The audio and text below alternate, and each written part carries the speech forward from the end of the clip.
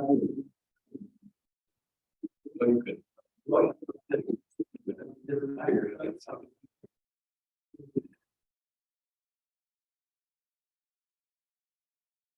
start the meeting with our mayor.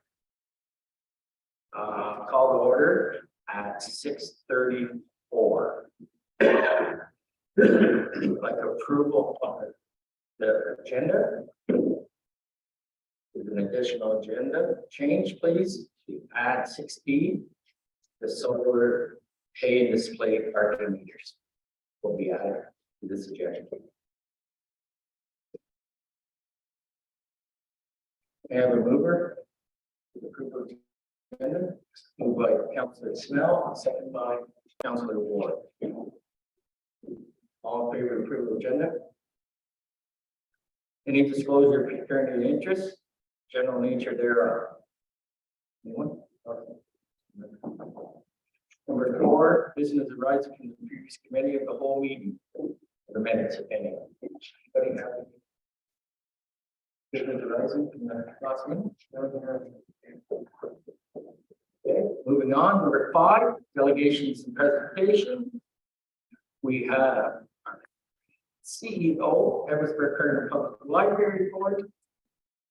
Ms. Gladstone, you're up and away. Thank you. Thank you. Just wanting, good evening, everyone. Those of you who don't know me, I'm Don Gladstone. I'm CEO with the Eversburg Cardinal Public Library.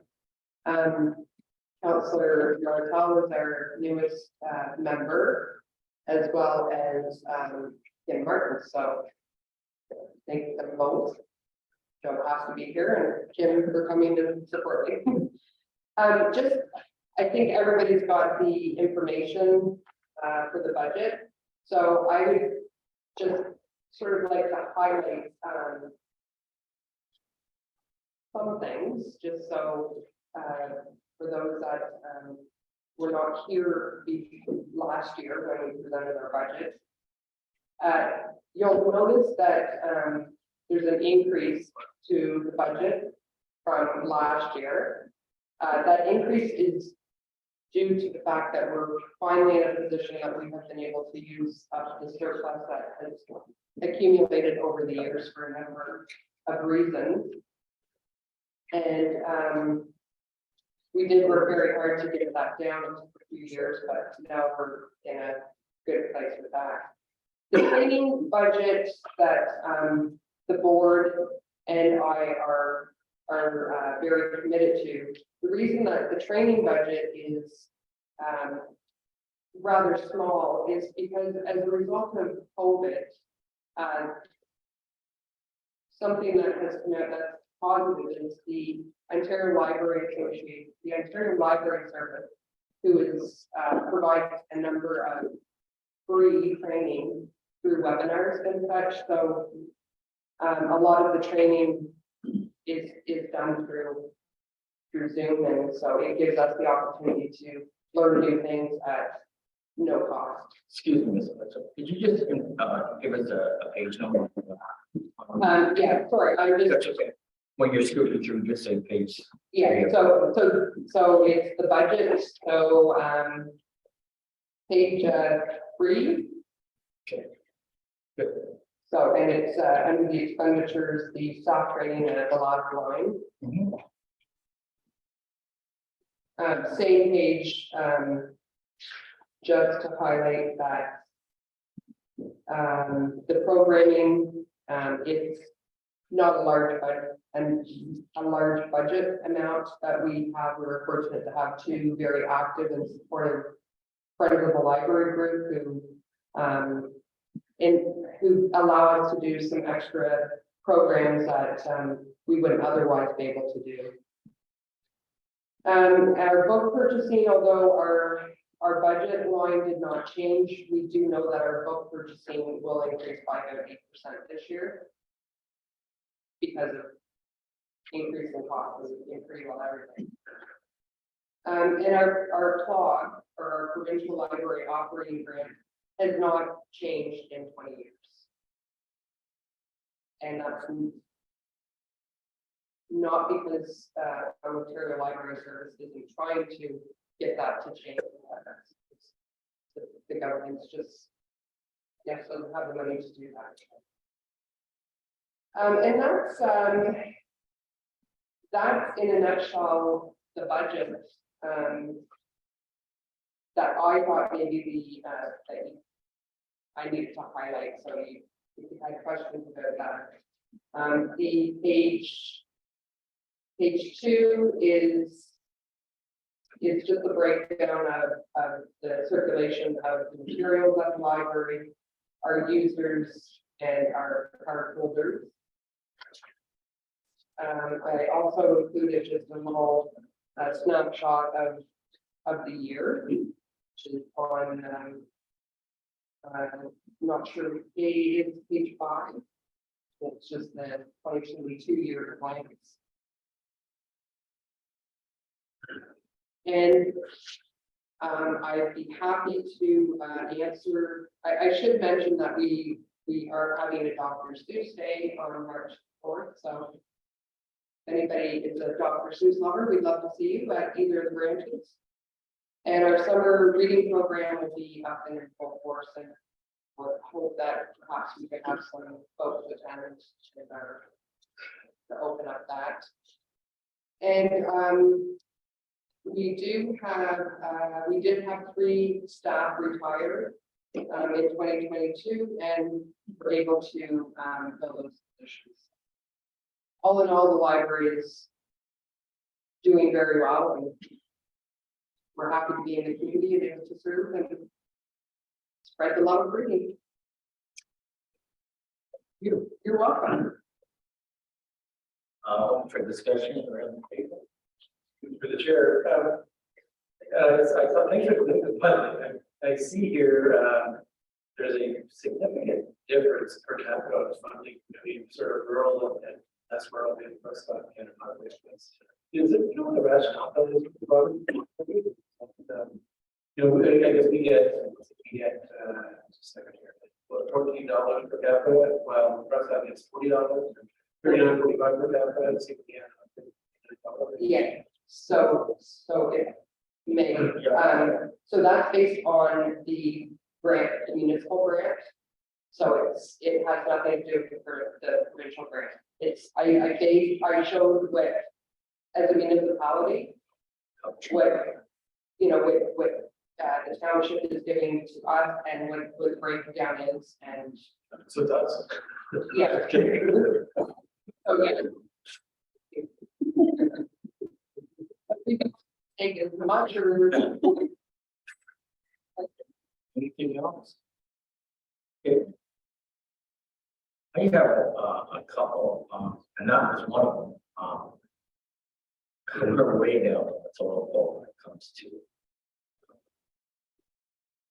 paying out compared to, especially in our small Augusta Township, probably be the same, and Prescott actually for us. The budget, we're quite pleased if we can keep it at what you did. No, we did take it away. No, we like we once reduced it. And in fairness, as a taxpayer, as board members being taxpayers, we didn't think it's quite right that we did have all that money. You took it away, 2020. yeah. Yeah, that was, And actually 2022 too.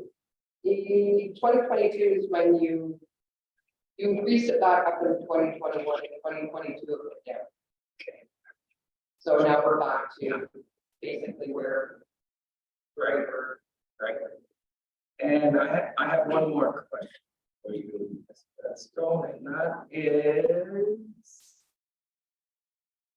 our new library cards, which is through from 2022. How come? I'm sorry, I didn't. Our new library card holders went right through the roof, like in 2022 it was 221, 2021 was 83. So So the COVID, explanation. COVID. Okay, still COVID coming. And now 2022, we also are fortunate to have the public school in Spencerville coming in for visits twice a week, every week. So we do have in there about 100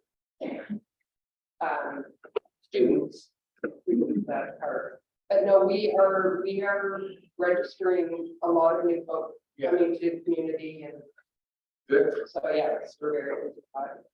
Job well done, my dear. Thank you. To your board, thank you so much.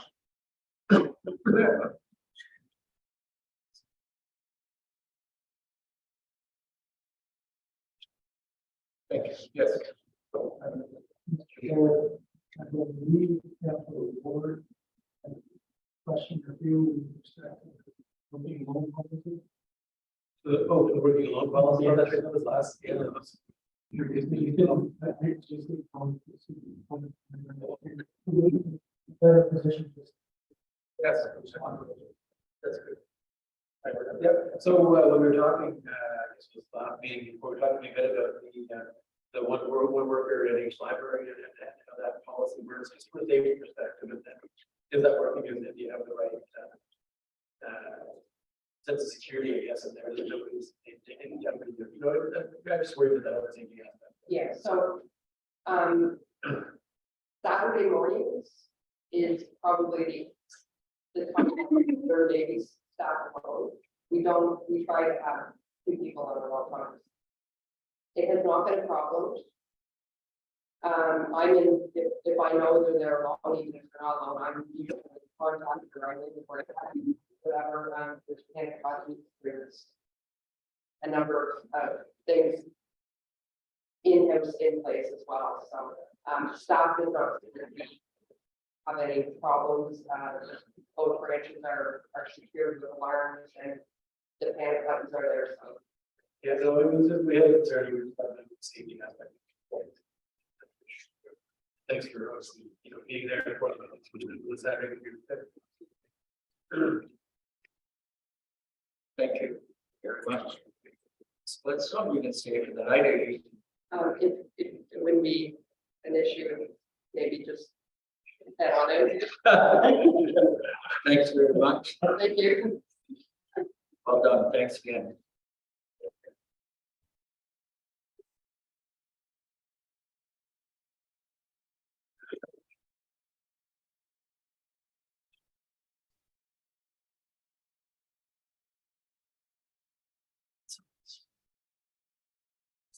There, you can one day, 2 minutes. We're taking 5 minutes, please, for yes.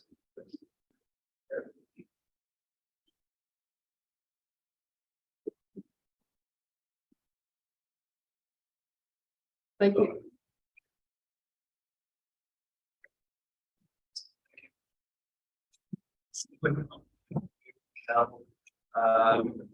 First, my apologies for tardiness, and welcome back.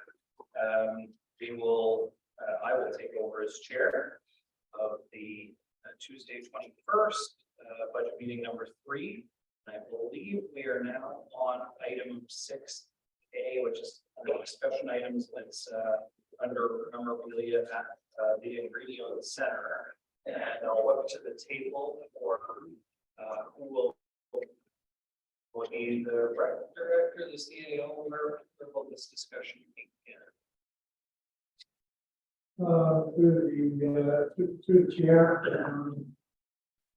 Well, I guess I'll start the conversation.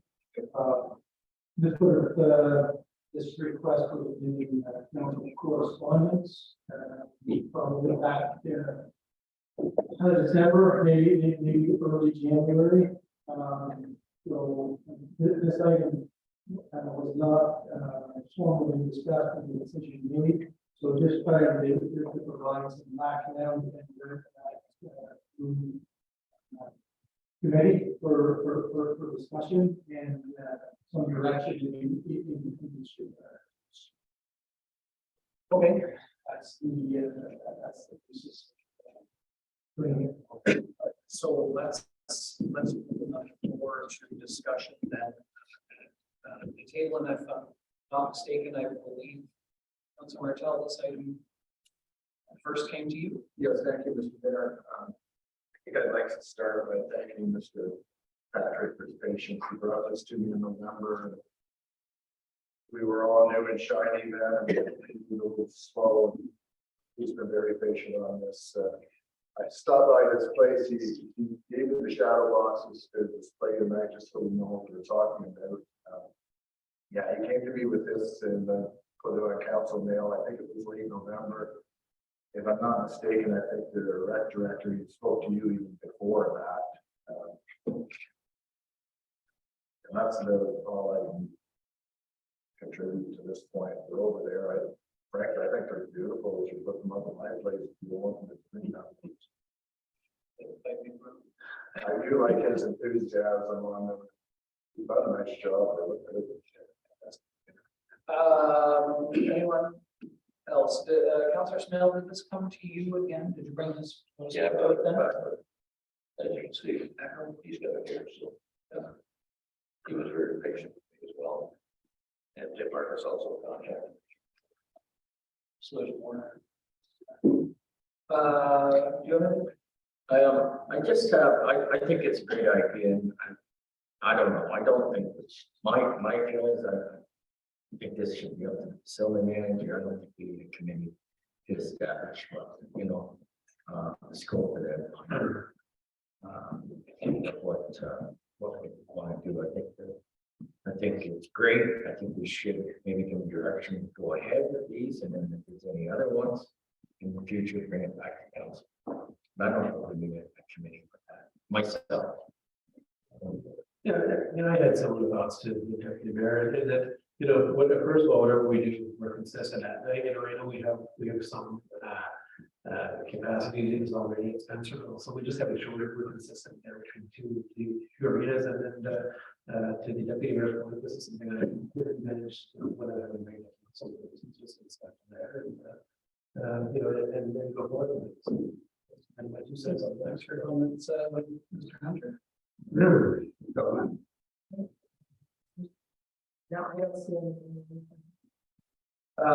I think it does. Do we? So I will ask this question to the CAO or maybe back to the recreation director. Do we have a policy in place for the placement of memorabilia?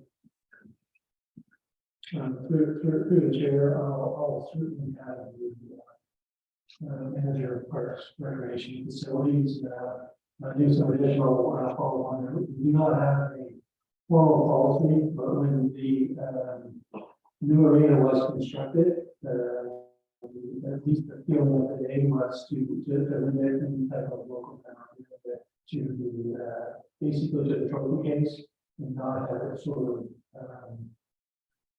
items put up through a lobby. Just that was certainly feeling at the time was the limit what was placed up there. That's certainly Mr. Spencer would like to speak more on that. A little bit more first-hand knowledge. Sure. Sure. So to the chair, our CAO is correct. When the new area was constructed, the council at that time thought it was best not to have a lot of the banners hanging through the facility. As you can tell, there are only 2 other banners that are in the building, other than a self-final one or hockey one. The teams, if teams at the end of a year are successful and are become league champs, playoff champs, they typically get a banner and they want to hang those banners in the arenas. And what we've done since the construction was completed, the arena, those banners have been placed in Spencerville in the arena. Because typically there's not one team that their home ice would be the arena. If it's a South or it's a Kings team, they utilize both rinks. So because Spencerville is already lined with it, that's where we would allow them to go. So Mr. Patrick, I've dealt with Mr. Patrick for a number of years regarding the trophy case. There's been an on-again, off-again love-hate relationship there. Some of the stuff that's been added, there was some stuff that was missing, so then the municipality had to loss on the sliding glass partitions. So Mr. Patrick did approach me last October before closing in the new councilors. And I said at the current time that we didn't have a policy, but I didn't think it was in the best interest of putting that on. That's just my own personal opinion, based on what we have been working with over the last 7 years after the construction of it. So I said that if he wanted to go farther, the best thing to do would be to approach council and let them make that decision. And if we decide to put them up, then we'll put them up. Good, thank you both for that. I'm gonna come back again to our committee member at the right end of the table. Were you still? I think we have a pretty clean look at our meeting. Yeah, the whole time, that's why the trophy case was built. But whatever could be played there, and there, some things have been changed over the years, so everything's not played. I'm just council, we will find a brand new agreement, Christian King, need, you know. You go to a lot of agreements and you see a lot of these things put out, the first place, the one set on top of it. They're still open the door, put one up. And heard the council say the next one comes along, there's something later and something deep or something. Why is it nice weather if there's? That was the decision. thank you, Mr. Hunter. Having played on a few teams and watching I'll use the Leo probably as an example. And having played on a couple of Silver Stick teams where we won and we saw those, little banners hanging in there, it was pretty cool to go back in there and see, that and see the nostalgia. And I can't, I'd be remiss, I guess, if I didn't say how much Prescott misses their building. In that heritage and that, and it's going to be hard to recreate that with a new building, was losing their Leo. And I know certainly the discussion around, I know there was a lot of difficult discussion around the building of the Carter Arena and the ingredient center. And it's a fantastic facility. I'm glad that we built it, but I wonder, I'm looking at the picture, seeing Giller's 23 hanging beside the penalty, kind of a fitting spot for it beside the penalty minute clock. But I wonder if we help, create that bit of community by bringing back, some of these things. I certainly support seeing the two shadow cases, but especially this one. But I think maybe to help guide us through the future, if council would indulge me in this, is that I think we recognize that there's probably going to be some issues with lots of requests. I think you already indicated that Mr. Marcus might have some memorabilia to put forward. And I think as that ball starts rolling, it's probably going to start rolling. But I think maybe we need to have, something from staff that gives us some recommendations on what we should do and what we shouldn't do, so that we don't make a whole bunch of mistakes. We sort of create that bit of heritage, and at the same time we respect history. And if that's in a trophy case and a couple of shadow boxes, then that's it. If it's something council decides that they need more, but I'd like maybe some support from the group to have a further discussion on it about creating some form of a new policy or creating a policy when it comes to what we do in the future for the rest of them. So I certainly support these two going up. I'm not sure where the recreation director thinks that a great spot would be, but there's lots of heritage in those two shirts, and I'd like to see them. I'd like to see them go up as well. But I think it certainly outlines the need for having something so that when a request like this comes forward again to a council member or to anyone, we can quote back to the policy, we understand it, and we give it to the appropriate staff to make happen. So Yes. To the mayor. Mr. Marcus was with Jeff Patrick on this. They needed to have anything else extra to bring in.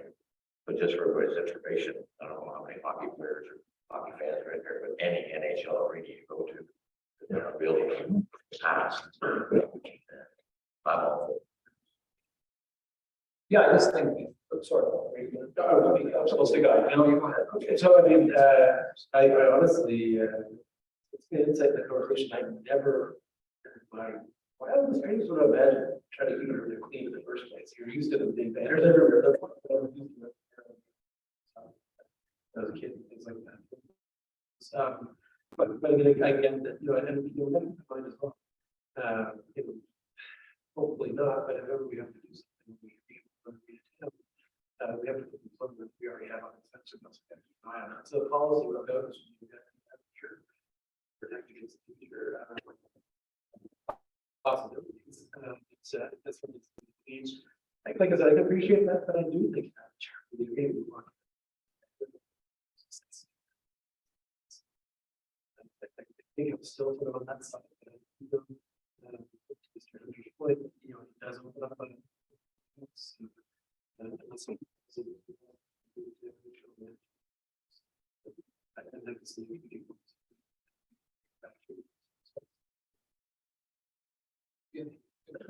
mean, that was pretty much, I think where I was headed with my comments as well, so. Anyone else? Can we go again? Comment, I think it's quite obvious to everybody here, Special Arena hasn't got a long lifespan left of being a hockey arena. Maybe curling arena or something else. But as Councillor said, there's 50 or 60 banners in one Special Arena. You're doing council, I suggest you're doing a policy to pick up. Banners and stuff, maybe, no matter what, you're not going to get them all, even if you're really I'll tell you, I said, the problem is kind of clean. I wasn't one for the person. But I think hockey banners, the kids work hard to get them, and I've seen ups on places, but there's a limit. I think you're going to have really hard banners that are there. Some of them are 25, 30 years old. They're up there, like how long, maybe you have something in your policy, how long that banner hangs, or it changes, teams keep winning. There's so much room to put banners up. It's a very good point, but and again, as somebody who was one of those teams that was first ever in Silver Stick, I hate to see our old banner not get carried forward into the new Leo. And if that is the case, that is the case. You know, but we certainly have, you know, back then a pretty special team, and if it's pretty neat to go in and see your banner still hanging flat, like hanging high. So and I know that you know I know exactly where this is coming from. You know, and those were good teams, and the Spencer Overland teams of the past. They were pretty fantastic teams too. And you know, I don't know, we're gonna find ourselves on the spot at some point for sure. You know, hopefully it's not in our 4 years, but you know, I think you're right, and I think the policy needs to be thorough and it needs to address those sorts of things. So, Councillor Snail. To the mayor, when the Prescott Arena closed, my team had a banner in there, and every team that did have a banner in the ring, give it back to the coaches or to display or do whatever it wants. So if the special ring closes, we can always give it back. They can do it tomorrow. It's interesting. Me, I just said, contacted the whole team I had, and they were, I was gonna get the banner. I didn't keep it. I give it to the captains. I mean, hangs in his basement. I was a captain and I never got my banner back.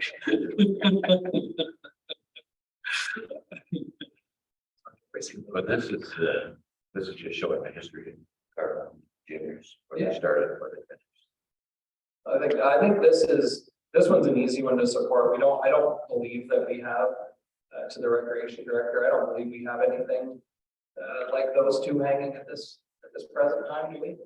To the chair, the only thing that we We do have the current one, right? is the RSL Growth Lenders, 4 jerseys that are right beside the lift, the elevator, but right.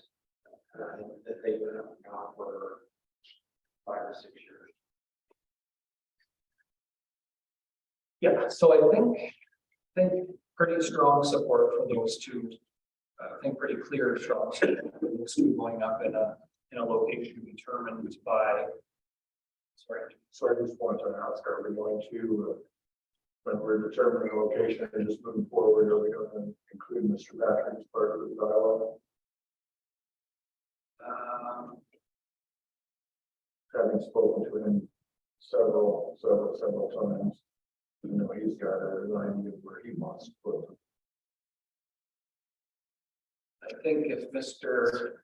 Patrick wanted to make a delegation, maybe he should have came and made a delegation. I think at this point we've talked about it a couple of times here. I mean, we can leave that maybe to the facilities manager to discuss with him, but I certainly, you know, he hasn't come forth to me for any discussion or brought anything other than a letter to here. I would want to make a delegation and request a spot for him. I wish he would have. Okay. Maybe that can be given to them as an option before they go up. To the chair, I mean, I think you have to, you know, appreciate the logistics of where staff would like to put it. I think that's important to keep in mind. So you'd like to put it in front, usually you're or whatever, but you know, we have to make sure facilities manager, let's say, when everything's like so. I think that's the goal. That I mean, you know, I think we should actually wait until we get that feedback back. But that's decision. Mayor, my opinion is the rec director would know exactly where they should be put. Should be left up to the public, in my opinion. Yeah. It's a right, we know where they should go. I think it's I would echo that discussion and leave it with him to find the best and most appropriate place. So, 1, 2, and that's give it clarity. I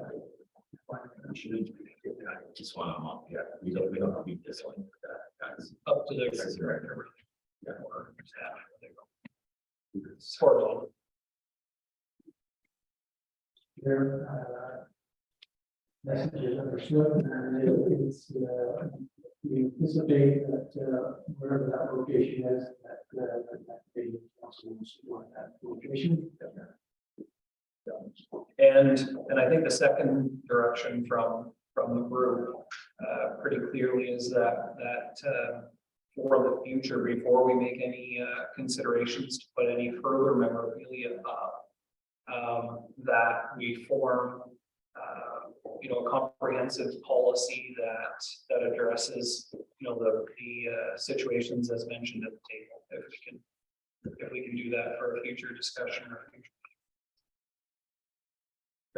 We will prepare and policy. So if we, through the chair, if we put these up in the arena, do they belong to us now, or are they still belong to Patrick? To the chair, they were donated, I assume. It's a letter.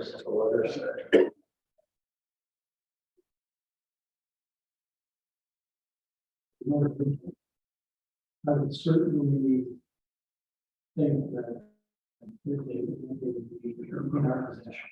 So we should make that clear. Yeah, It's actually a pleasure.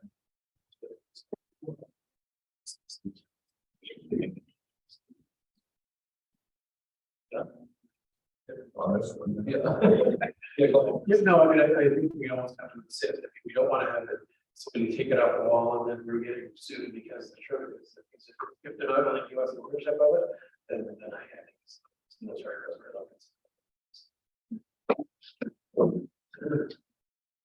That's a good point. I think maybe we should to the CAO will determine the ownership of these pieces of memorabilia. I know that's certainly been a discussion in the past. I think with some of the things in the trophy case with having piece of tape on the back or somebody's name on it. It's been mentioned to me before. So I think if we are, yeah, and maybe definitely, not maybe, but definitely in the policy that comes forward as, you know, that you'll be outlining there as well. Okay, anyone further on this? Are we, giving him, Mr. Spencer permission to hang them up? So, We gave the CAO direction to do that. It doesn't have to follow on the road, because he's expecting to drop those back off. I'm sure he'll be happy if I told him that fish. Okay. Yeah, as long as it's clear on whose ownership they come at this point. If there still is ownership, I don't think there's a bill to hang. Why don't you let me bring them back to Jim? Sorry. So I don't think that it's the same if we're responsible for them and they're just taking care for damage or the possibility of disappearance. So, I will let him know that. okay. All right, and so what was that now? Discussion. Good. All right, so let's move on to 6B, which is another discussion item that's up for discussion. Another item that's up for discussion, which is the solar pay and display parking meters. And I believe, Deputy Mayor, this is your. yes, I don't want to speak on this. When I was up at Roma, ran into a counselor who was telling me how he does this at the boat ramp. It's just the system that he they in K Township in Western Ontario, and they're the ones that brought this to my attention, and once we all that in the last 3 or 4 years, I want to put pay and display down at our Cardinal Home. Feel that you know, outsiders use extra money to do improvements down there. Their taxpayer money. So it's very self-explanatory. There's I think everybody read it on page 15 of 61. The price of it, the up for discussion, how we're going to police it, how much it's going to be, etc. So I mean, council speak further on that if you want, or if you have any questions on this. So that's where you have this. I don't think it's not. Send out us a second email from the CAO.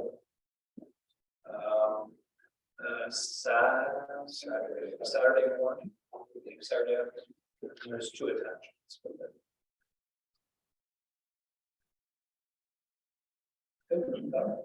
Well, okay. Wait, so I think I will ask of the deputy, what exactly are you asking for? Like, it's a discussion item up for us. What are you asking? What's your ask? Well, I would like to have that purchased and installed down at the current boat ramp. So is there, Like, are you asking them for it to be included in this year's budget, or I would love to see that in this year's budget. I think you're gonna have to have a motion then at some point to have them go into or consider as part of it. No. But Yeah, we'll wait and see how the discussion goes. You can come up with a discussion. Okay, so. I'm gonna open it up for speakers to this. So, we'll just start to get the table work way down. Julie? Any of this? Not really, I think it could be a good idea. It's just the one machine. Talking about, Pardon? just one. Yes, yeah. This one down at the current. Right. I don't see what's wrong with that. I mean, people are going down there and using the parking. If it brings in some, how do we get it to them? Councilor Martel. Well, I like the idea, we're obviously eventually going to have to get there. Wondering on why the location on the specific reason you like that spot. It's boat ramp. That's why we want to trace people, other counties, especially with using the boat ramp. Okay, For the boat ramp. So not very. No, just for their boat ramp. Launching their boats.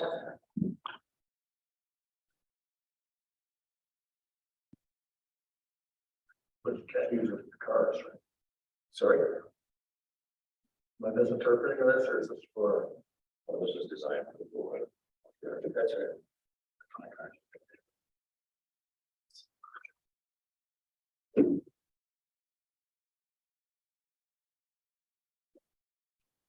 I don't know that it's a boat ramp specific, it's the park on the meter, so it can be installed easily enough. The suggested use, I believe, by the deputy mayor is to monitor the usage until the boat ramps.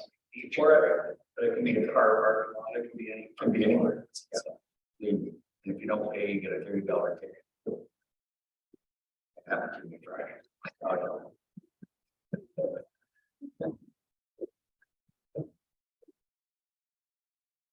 So much to discuss. Further, Councilor Martel? So we would have to police it, correct? Yes. It polices itself pretty much, but they say that summer students are the best, other best outcomes on this project.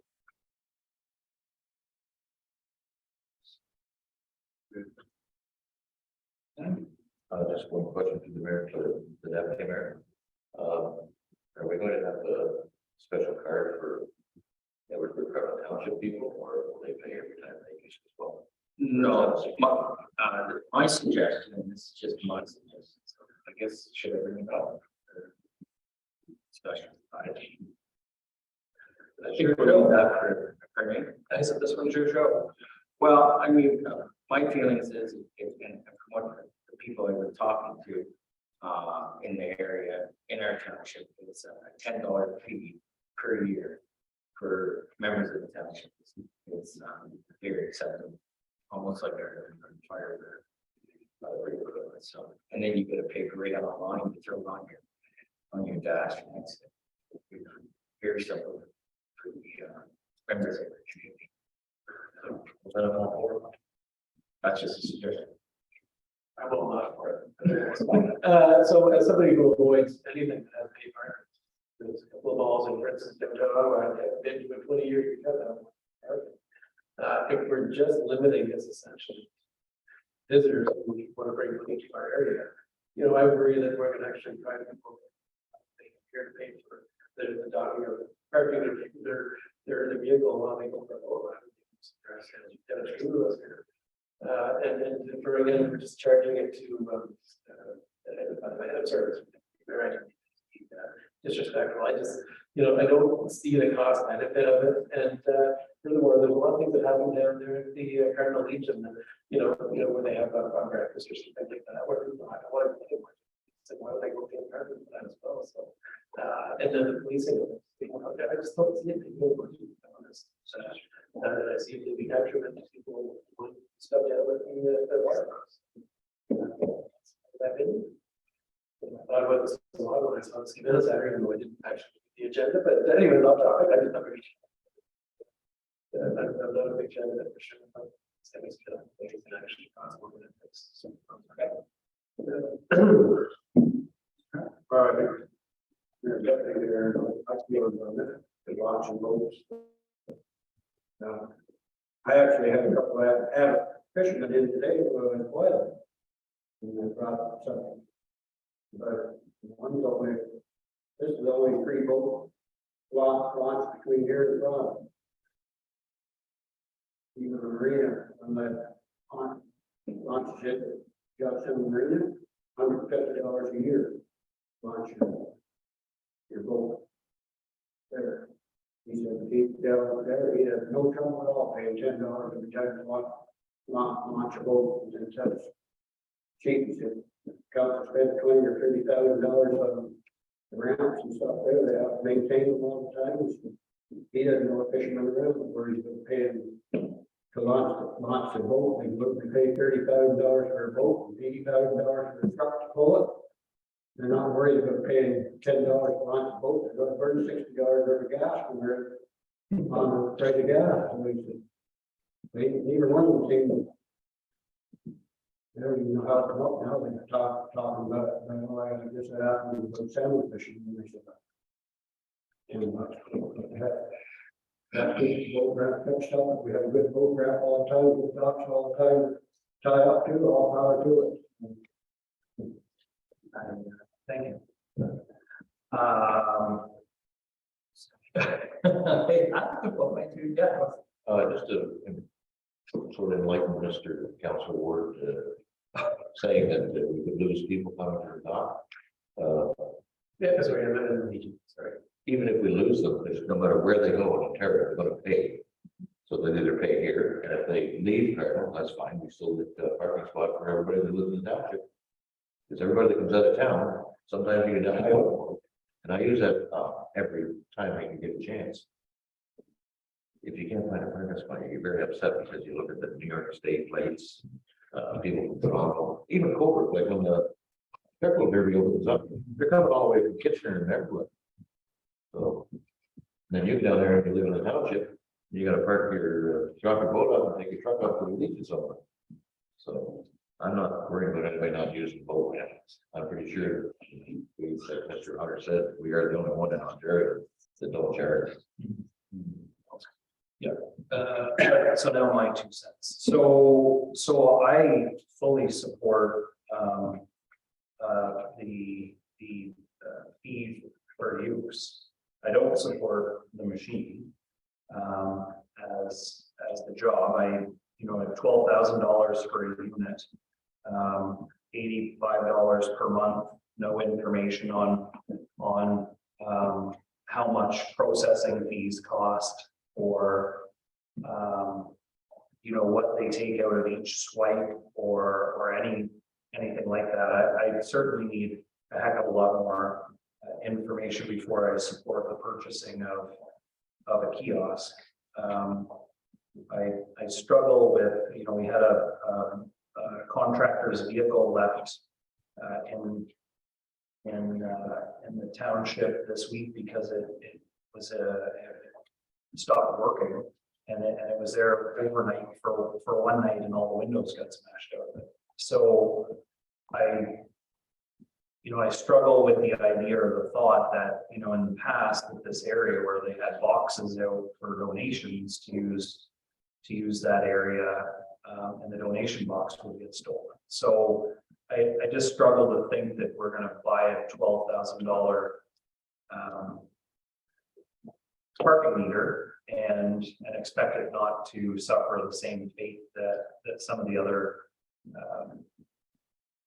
equipment that goes down there. Having said that, I 100% support the idea of some form of a permitting fee for the launch. Certainly, everyone wants better launches. They want better docks. They want better everything down there, and they certainly deserve that. I think this is a bigger discussion, and I know that it starts with the boat launch and the parking at the boat launch. But I believe that this, the use of the entire area still needs more discussion. I know Legion Way has been a discussion. We've all received emails about, people using the dive site, and safety concerns and resident concerns about usage on that road. And I just think that there's a bigger discussion to be had here about that whole area and the way we see the use and fees for that area. And I'd love to see what staff could come back with some ideas, on some of the issues that we're seeing. I mean, we're asking for more maintenance on the road. So if there's going to be more maintenance on the road, then does there need to be a fee for use there as well? Like, from the, if the divers are going to continue to utilize that area. Is there gonna be a fee for use for that area? I know this is a great start. I certainly talked to lots of fishermen about it as well. And the one thing that they pointed out to me, which is very obvious in the first week of walleye season, is that, you know, this area, the north doesn't open, north of the 401 doesn't open until the next week. So that first week, we have people from Ottawa, from North Bay, from all over the place coming to fish here. They're used to paying $100 fee for their boat launch for the season. So for them to drive down, like somebody said, spend their $60 in fuel, buy a few things in the township, or pay $10 to use their boat launch, is a pretty good darn deal to be able to fish on opening weekend in one of the best walleye areas around. So it'd be crazy not to find a way. But I think that, you know, for the folks that live in the township, certainly, again, I would be in support of a small fee, like what we do for the fire, the outdoor fire pits. But again, for folks that are coming from outside of our township, I think, you know, a little bit more information on what fees are like at other boat launches that are outside of our township. For that, and I think, you know, the possibility of outside users from outside of our township paying a little bit more to use their boat launch isn't a bad idea. I mean, their user fees are going to pay for the upgrades to the roadways that are down there, the docks that are down there, and the new boat launch that's there, and further work. I know we all support doing a lot further work down there as well. So I think personally, I think we need a little bit more information. I wouldn't support the kiosk. I will support 100% fee for down there, a permitting fee, but I think we need, you know, staff to come back on how that gets policed and all the intricacies of it. I think it really is a staff function to come back with a report to us to present it to us and we buy in and it's, you know, their job. I love the discussion item. I think it's long overdue. But I think we need a heck of a lot more information before we go any further. Yes. Just to echo that, it might be some value in taking a summer just to try to accumulate some metrics to, you know, see how many people are actually coming in to do this. You can't build a business plan and don't know what your client base is. You know, how long is it going to take to offset whatever we sign up development? Yeah, that's a good question.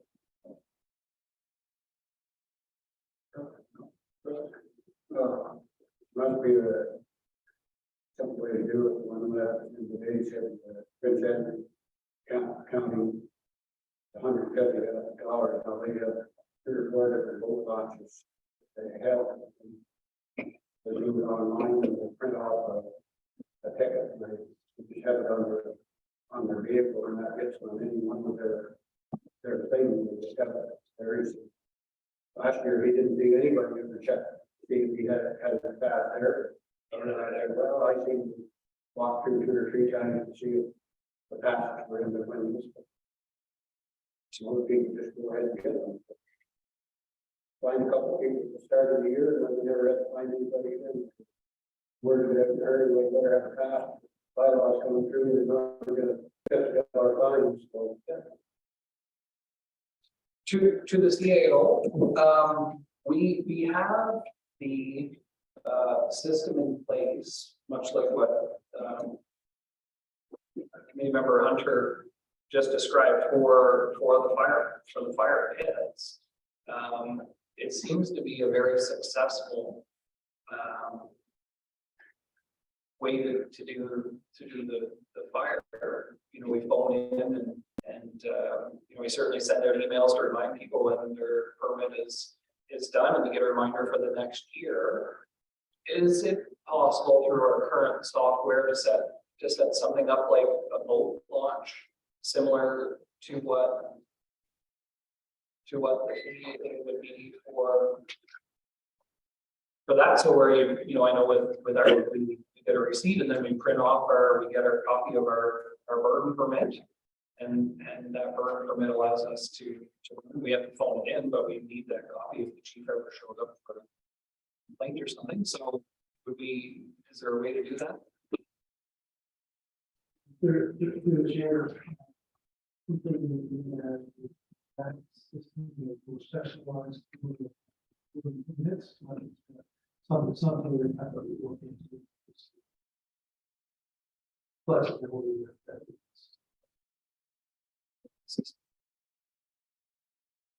Yes, Mr. Mayor, you know, you're saying that, well, it'll be broke into this.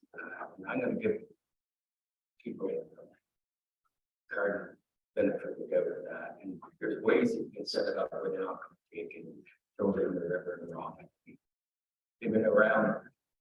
And my suggestion, I like to even make a motion, if I can, is at least get Precious Park to have a Zoom meeting to explain the good and the bad of it and safety. I mean, there's the big built-in GPSs and so on and so forth, where these are picked up. I don't think like going, you know, I don't know how you police, when you go on like a fire. When you get people, 50 people going down there and launching their boat and holding paper. I think this is the route to go. Maybe a little bit more understanding, like you said, with the price. Maybe having these people, Mr. Paul, the premier that I've talked to, if maybe he can, come out and explain it to us on this meeting. How does, so my question to you then is how does this prevent, how is this different than having a permit hanging in your window? Well, it's just a ticket, there's a volume. Still has to be released then. Oh, yeah, it's gonna be police, and it's gonna be police with the other municipalities. I talked to 2 different municipalities, with some students, and police. To make sure that someone has a ticket or if they have a season pass. And so we're looking for a sticker on their boat, it's very sticker on their boat, sticker 2023. That's what I'm suggesting, just not what's on yeah, through the chair, I mean, I know, I think it was a few weeks ago. And they just had, they just basically it was an ad, and it was a little sign with an app, you just basically used your phone, QR scanner, went there and registered your parking space, you can do that, so there would be without the expense to have. Yeah, so, again, not in favor, but I'm just saying, there's technology out there that doesn't have to have that right there, and furthermore, that gets stolen and hacked, with liable vehicles, credit card breaches, stolen things. My other one having, so this one says installation. It tells you that it has solar accepting payment. It tells you there's a monthly charge for offering that. What it doesn't tell you, and I have a Visa machine where I work, are the monthly fees associated with that, and it adds up to a considerable amount of money monthly. It takes, you know, there's a network fee, there's an attachment fee, there's So I wish I could get them done. there's more information. And again, I think, you know, I don't, like I think in the bigger discussion for me, you know, like, because I don't think that this one is just for boat launch. I see this as a bigger discussion for the entire area. I do think that we need some sort of a mechanism. I'm not sure that kiosk is it, but I think that we need it, and I think we need a bigger discussion further as well. Sorry, There was a bit of a conversation with respect to staff preparing for report. I think maybe at a higher level of discussion, what is the purpose and objective that is intended to be achieved? I think it's been pretty clear around the table that the group wants a fee at the launch, a fee for use. I think everyone, at the table spoke in favor of a fee for use for the launch. I might be mistaken, but I'm pretty sure that was pretty clear. But I don't think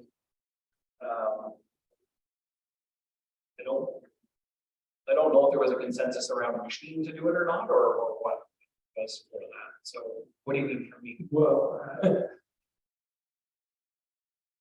so let's say whatever system is being proposed.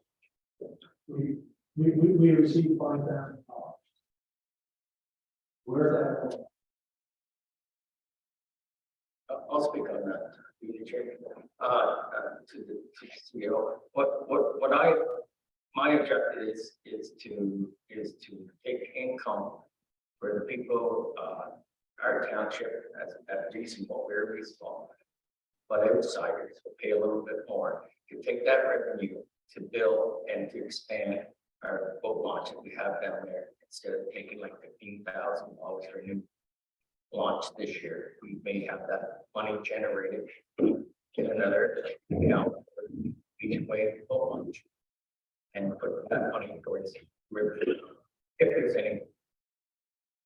any available, any funds. That's my objective, and I think there would be enough money to generate to improve the boat launch. It's not to nickel and dime people, I think there's a use for them. No, I just, was had information, there's more discussion. That's the general concept, is revenue that would be generated from whatever system you're using is only being put back into the boat launch area, or is it a broader discussion put back into the waterfront as a whole? Recreation in general, like it's, they're sort of understanding that both for arching purpose and objective, it's hard to prepare a report, ideas and concepts. Yep. If we're not clear on what the income is. So if I may, I mean, I think it's clear that some form of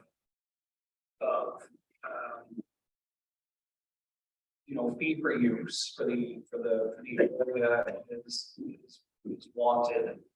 I think what's not clear are the staff functions that come out of that, and the options that staff might bring back when somebody has an idea, and they investigate the different possibilities that could happen.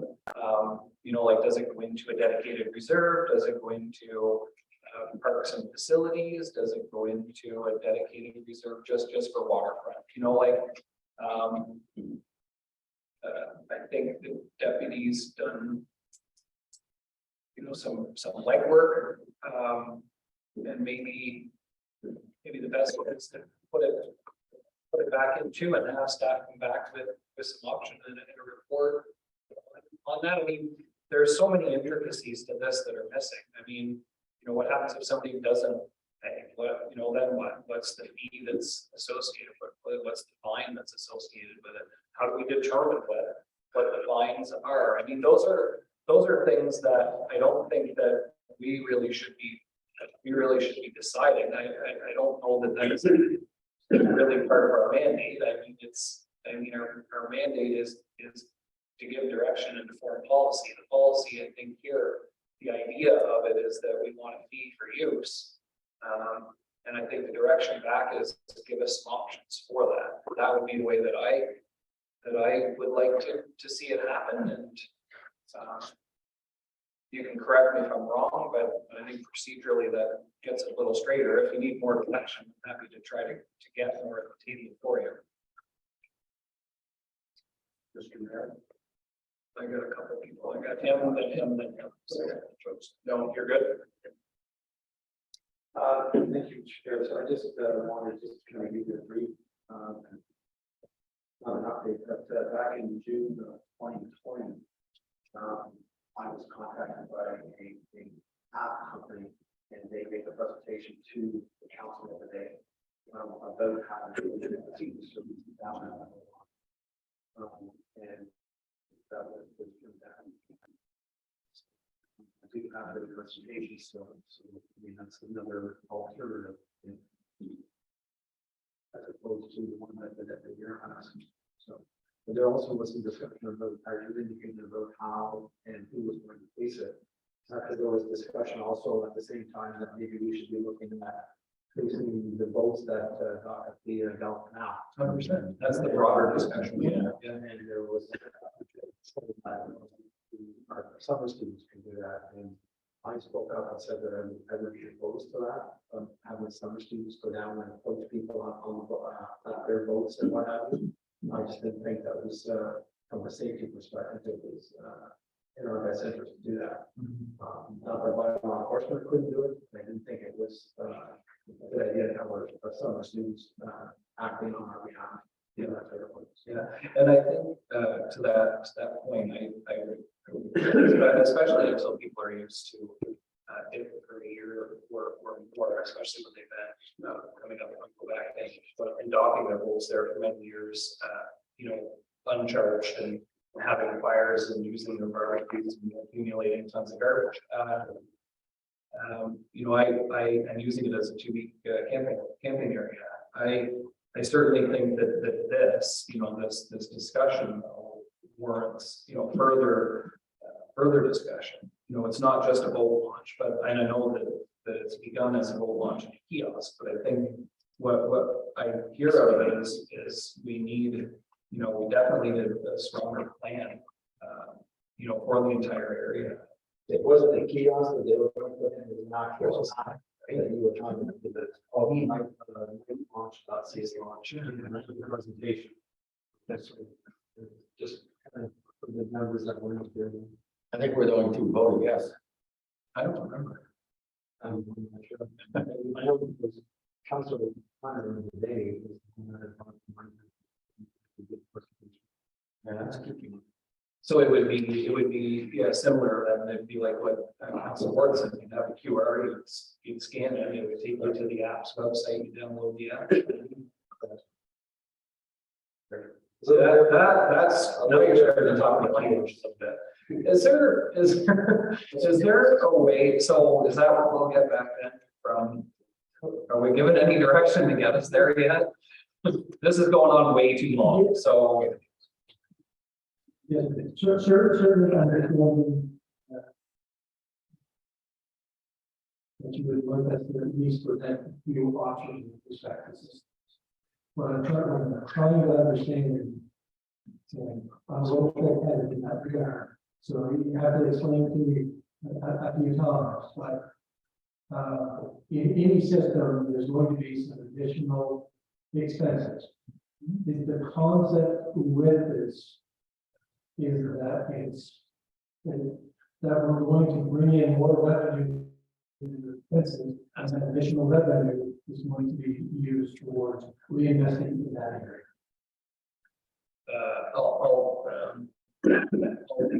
Individual members speak.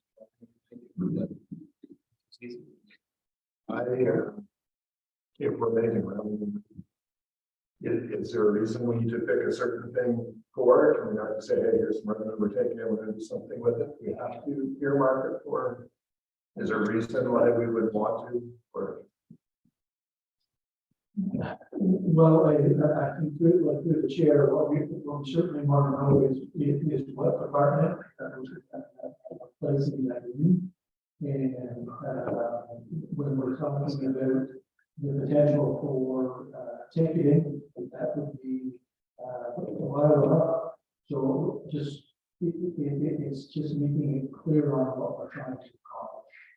Because if there's initially more expense than revenue generated, just add to an operational budget, we know what budget that is, and some of those areas, just trying to get that to accomplish that. I think that if you're charging a fee down there, if there's any revenue coming in, that's above what's going out, I would think it should be for that area specific, whether it's the boat launch or the docks or whatever they use. Yep, thank you. Councilor Smith? All along the river, that includes Gulf, Debbie? Yes, and that's what we're here, and that's what the whole discussion is to make a profit, so we can put it back into the riverfront down there. And, we can go on all night, if we're gonna make more money, I don't know, I mean, other townships do it, so they have to, and they're making profits, so I'm just gonna leave it at that. Yeah, I will, and that's our goal, is to make a profit to put back in, so it doesn't have to come in recreation. So, Yeah, I mean, why else, why would we mess with something that already works fine, and it's not gonna generate revenue to put back in? My question has to, may not at first, because there'll probably be some upfront costs, an app or the QR posts or some of that, but I mean, you know, we need to see something that would show us where it turns a corner. I mean, we don't even have numbers of what we're gonna see for fees or anything like that. Again, I think that's Fairness, right? Without knowing clear intent, purpose, and objective, it's hard to prepare for it. I think we're starting to get that, and we will do our best to prepare for let me hear two more though. I want to sit down and then I promise we'll be done with this discussion. So, I mean, I guess, so everything that touches crop, so arena and things like that, so that's good to hear, so in the middle of budget process and that was the second. So I still, you know, if we're charging it for people coming to use their boats, then it's for the boats. Coming to charge people to use the boats as well as the Legion, then it's got, you know, or anything the other thing that's kind of. I think that's clear to me, you know, if that's what you're like, that's good. But it doesn't go all the way across.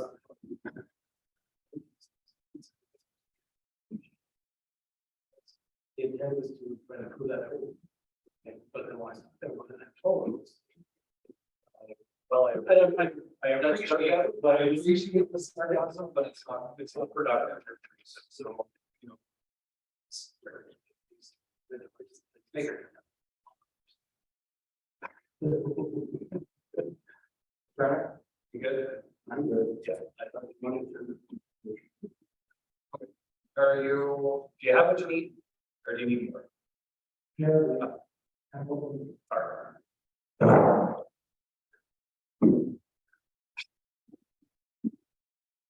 it. I love the discussion. I think what we've got out of the kiosk discussion for pay parking meters, that we have a fantastic area. It gets a lot of usage. It is a jewel. We've discussed it as a jewel before. But we want to try to make that jewel better, and we recognize that it's going to be expensive to do that, and we want to explore options to get us to where we want to be in the end. So a good discussion. I think it's going to be talked about lots more. And hopefully it'll be stacked, that'll bring it forward at a future theater facilities meeting, and we can have a good fulsome discussion. So moving on to number 7, and we will close. Mr. Spencer on the hot seat for an updated business case on the pool heaters. Thank you. Mayor. So at the last budget meeting, there was a little bit of discussion and there was some discussion about exactly what the just given the committee members with a brief outline of the units that we pricing on. And also there was a discussion of cost of operating and so the figures of the $900 for the pool based on a 3 season other than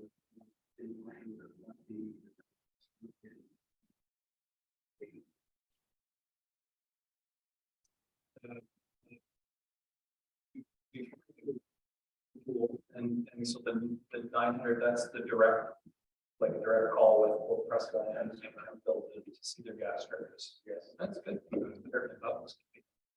Okay, so do you have more to add? just indicating that because of the location here, the Johnston unit kind of natural gas from this building around the back, so we can have a 30 place structure in the room. So maybe things would be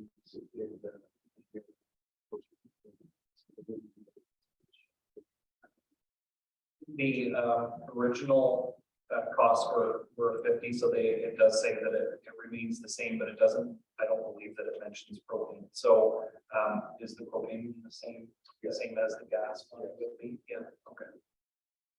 And they're both still at 50, is that is correct? Yes. And that's installed? That is installed, yes. So 100K plus 900. That is correct. No. Or 900 October, the C, so the C is the C. Okay, right, let's have a discussion. Or do we need to have a discussion? We don't need to have this, we can discuss it in like. Yeah. Good. All right, thank you for the additional information, Mr. Spencer. I think it's very helpful. Next would be the updated business case for the vehicle as well. Yeah. You wanna- Thank you, and so again, there was just some questions that were brought up the last meeting, so we indicated what we were looking for, so I just gave you some options. There was a question, I believe it was prepare yourself at the last vehicle. So we have spoken to a couple of local dealers. The one vehicle, option number 3, is just the one that I originally had first. We do offer that vehicle for when they're available. I do have purchases of used vehicles. All kinds of places, and then just for the cost and you get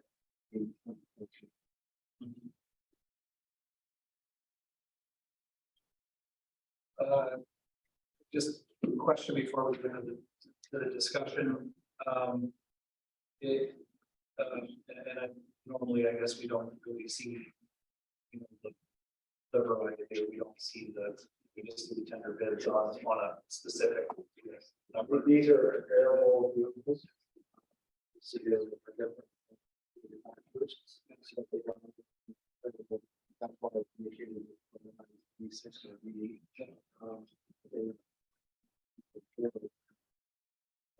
The only I would have before we go, and you know, it's prime is what 6.5 or something like that right now.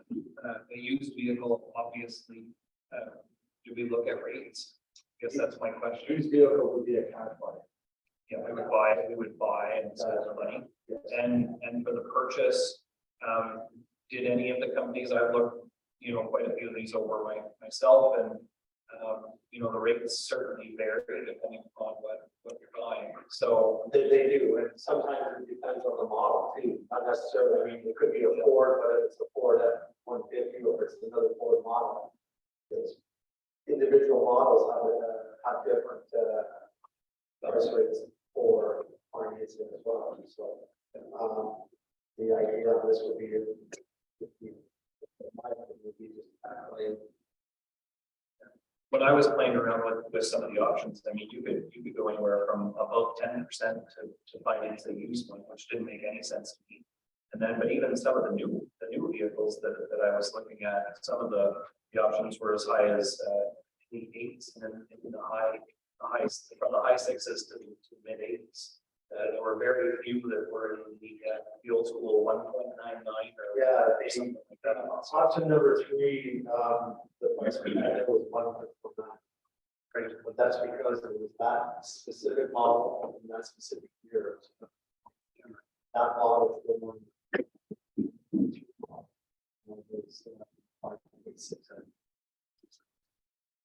Yeah, and you kind of somewhere lose your savings. To the new and those sort of scenarios. Okay, thank you for the update, but the one thing that we know is that there's vehicles available. Yes, It's not like the past where there weren't vehicles available. If we decide there's a need that we can find one wherever, whenever. okay, that's why the option earlier for 2 used vehicles. Yeah. We wouldn't be able to.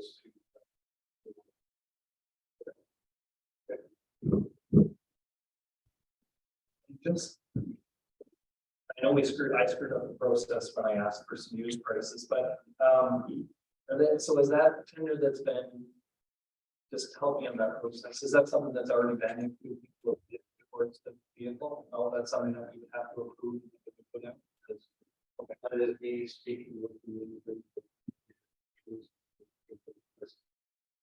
So these prices are just for information. They're not actual tender They are, documents. no, it's not. Okay. So we're not committing to option 5, which is 59,720. Now that would be, if we put it out to tender, the bid may come in higher, it may come in lower, but Yes, like the, after budget deliberation, you could come back and say, yeah, $50,000. Moving forward, the asking price is 55. The newer vehicles are 59,67. The option would be potentially a unit amount. yeah, it's actually under the need for approval. Is there further comment or anything before I move on the recreational? You? No. It's in this version. Personally, my new paying extra $14,000 or $15,000 to have a new vehicle traveling on 12,000 kilometers. I think it's, I'd be a no-brainer for me, but personally, the last 3 half-ton trucks I've had, all of them 10 to 12,000 kilometer demos that I bought, like, say 15 to 20,000, that's pretty high price for paying for 12,000 kilometers driving. Yeah, that's a good point. Okay, thanks. If there's no further comments, seeing none. All right, so thank you again, Mr. Spencer, for the further updates on that. And I will now turn it over to Mr. Shaw, I believe, and Mr. Weberman for, is it you guys for the water systems budget? Or is that coming over here? Sorry. All right, the treasurer, excuse me. Thank you, Mr. Nicholson. So we've got an action item here for the 2023 water systems budget. So every year we look at whether the fees that we're charging for the use are recovering our costs. And in 2022, sufficient funds were received. Therefore, you can remain status quo for this year as far as the user rates, as far as not increase anything.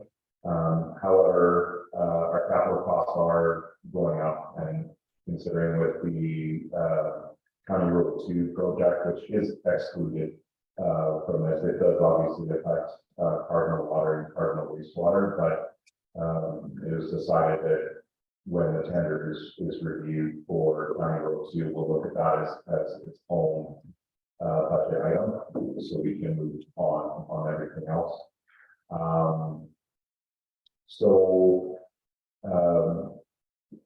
The staff had thought that upping the capital levy for $1 for each system on the Cardinal side, so Cardinal water system $2 to $3, and then the wastewater from $3 or so, $3 for the Cardinal water system and $4 for the Cardinal wastewater system. We do have a bylaw in place that any and all capital levies that are collected are put into dedicated reserve funds for those specific projects. So this helps fund a portion of that County Road 2 project, plus any future projects that will happen in the Cardinal area. So these funds that are collected by the levies are dedicated specifically to those things that would benefit those districts that are into that.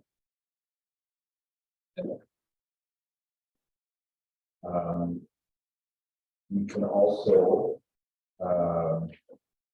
with that $1 increase in levy, it would bring in an additional $10,647 for Cardinal wastewater and $11,033 for Cardinal water respectively. And as mentioned in the report, all monies raised by the levies will be directed to the reserve fund and used for future capital infrastructure. So in the backup, I've got the water user fee based capital budget. So for the industrial park, which is just the Himax plants that are budgeted to be done this year, and then Spencerville wastewater, the transfer switch, the valve replacement, we are, discussed in, the 30,000. The local emergency process budget has already been approved. So it's the biggest capital item. Part of the wastewater, excluding county two, we want to up panel for the replacement and frequency of the basement. And so it's 64,000. And then, for the permanent funding, keep it again on to the basement and see if it is. Minus the probably going through the 160,000 for the whole system. That's all the sensitive.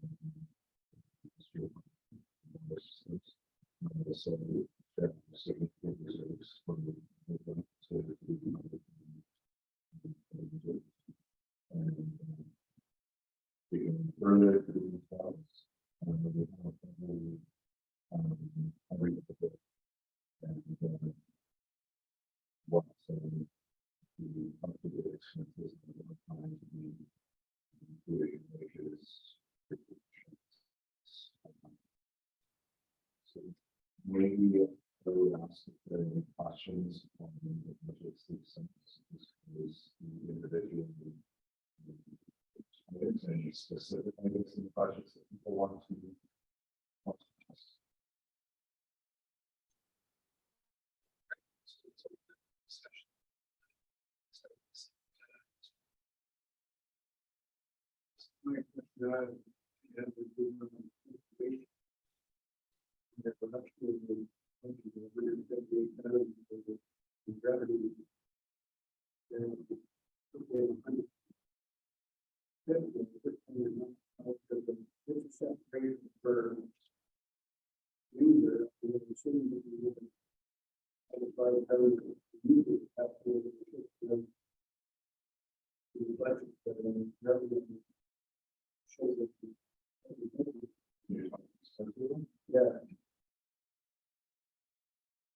I think we would set the budget, we would have a certain amount of we at least cover it much, so we didn't go on the whole. Look at the following, so we were about 4,000 to the positive as far as the expenses. So once at least once the other 3,900 goes to those. That we would.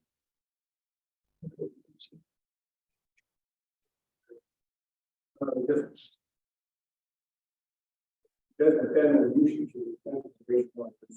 Depending on resident numbers. 17, we have those, we have 500 some users and the X number of per user. We should have. I think it'll be pretty.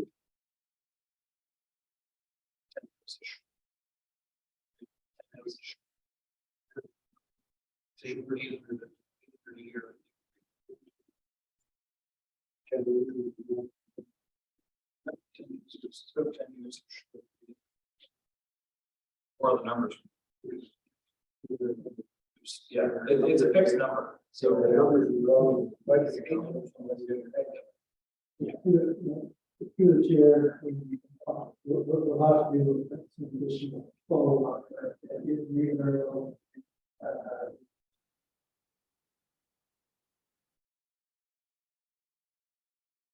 Location.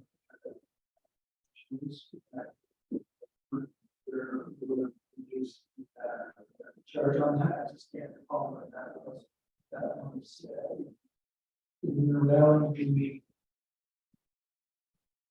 winter 2021 or in 2022, so that would probably explain. I know that here's what I was going to reduce. Change. We did change, we did change. But I'm going to say that county just one residential unit because it's actually been a lot. Compare, compare to multi. Use. Fire, just have to confirm that. You have to actually set that. So. I think, you know, and going to where, back to where Mr. Hunter was, is that's comparing 2022 budget to 22 actual, and why was it short? The same question would be then moved over, I believe, to the 2023 budget. Why is it still the same as the 22 budget if that's the case? So see an amendment to both of those numbers then, potentially? Through the chair, potentially, but we certainly are anticipating that the development of the property. Yes. Yes, and you know, if I'm just reading this incorrectly, you know, we do want to collect $158,400 in extra budget stuff that just changed. Everybody. We wouldn't see that money, we just had to charge it. Just that's what this is saying.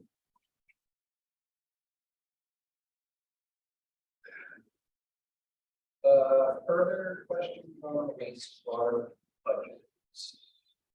Were you finished this one? You're good. Did you have it? Or, Deputy Mayor?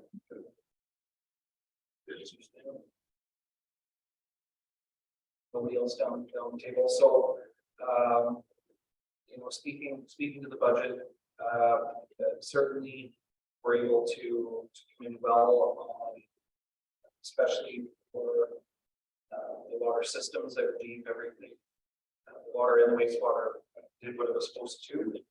Certainly, you know, got and generated the revenue that it was supposed to.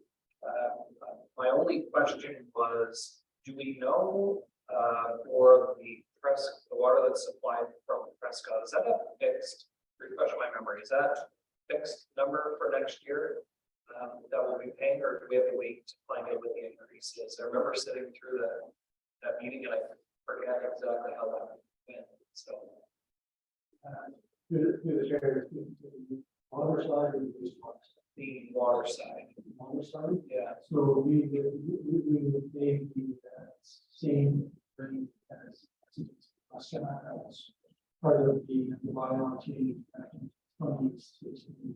So it was increased to the water rates. Say the 200 levels, at least as of right now, there hasn't been So we expect to generate, I can see what the revenue is. What we expect, we generated more last year, but so I assume that number is based on the current rate without an increase. That was my only question. That's correct. Was that? Did generate a little more revenue last year, and that was a big, that way the industrial users was added, well, And I think, you know, we all know that the Highway 2 project in Cardinal has been a long time coming. We bid for, you know, grants to help offset the cost of the replacement of that system. We put the levy in along several years ago at a smaller amount, and it continues to creep to help offset, you know, the cost of that project. And as I think most of us know that project's been considerably higher than what was anticipated. So while I struggle, you know, to continue to increase the levy, the capital levy that's there, watching what's happened to our neighbors around us that haven't paid attention to the costs associated with the replacement of the system and the vulnerability that faces the users to. You only have to look to the neighbors to the east to see the drastic increases that they're facing over the next many years, because they didn't continue to budget appropriately for the replacement of their system. And the increases they're seeing are quite drastic. So, I know we don't really want to add more levy to this, but the reality is it's an expensive system to operate. It's an expensive system to replace. It's an expensive system to maintain and to upkeep. So, I believe that the levy is justified, or it's going to be a massive. Ultimately, it'll end up being a massive increase for the system and the users. So this does help offer a small amount of protection from big increases. And at the same time, there's no increase this year other than those capital levies. So there is a recommendation written here, and that recommendation reads that committee recommends that council one approve the 2022 budget as presented for all water and wastewater systems. 2, direct staff to prepare a bylaw that imposes an increase of the capital levy by $1 to $4 for the users of the Cardinal wastewater system, and by $1, making it $5 to the users of the Cardinal water system. If there is no further discussion, we'll move. Well, we can start discussion after we're in second, but I do need a mover and I need a seconder for that recommendation. Looking for a mover, looking for a second. Moved by Councillor Joe Martell, seconded by Councillor Chris Ward. So there's still time to have more discussion before he recommends this for council approval, but is there further discussion of this? No, yeah, I guess, just to your point, I mean, there is more capital. So, hey. So there to be. Sorry, yes. Anyways, I think, charging figures per dollar now is going to be a little bit more. So let's shock them. Yes.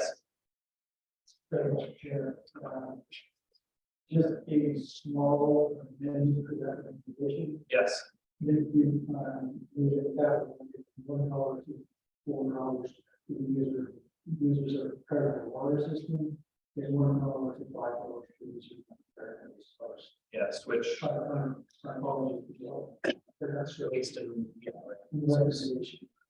thanks for catching that switch, moving it from $3 and $4 to $4. Okay, good. And that doesn't change. That doesn't change. No, I mean, it's, it's a little bit extra this year. Projected bidding is less sharp than the future year.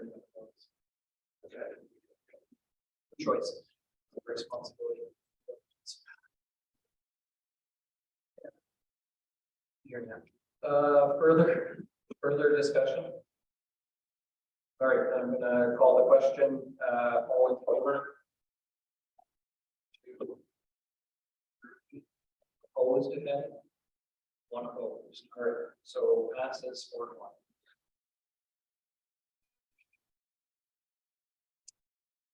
All right, so next we're moving on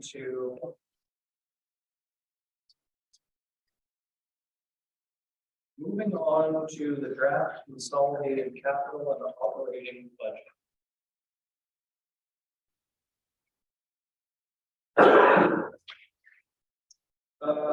Where do you want to start again, Mr. Nicholson? Sure, through the chair. Take this for a long walk. There's a lot of information here, so I'll try and get through everything up to the summaries and then talk through the capital and then just leave it open for questions.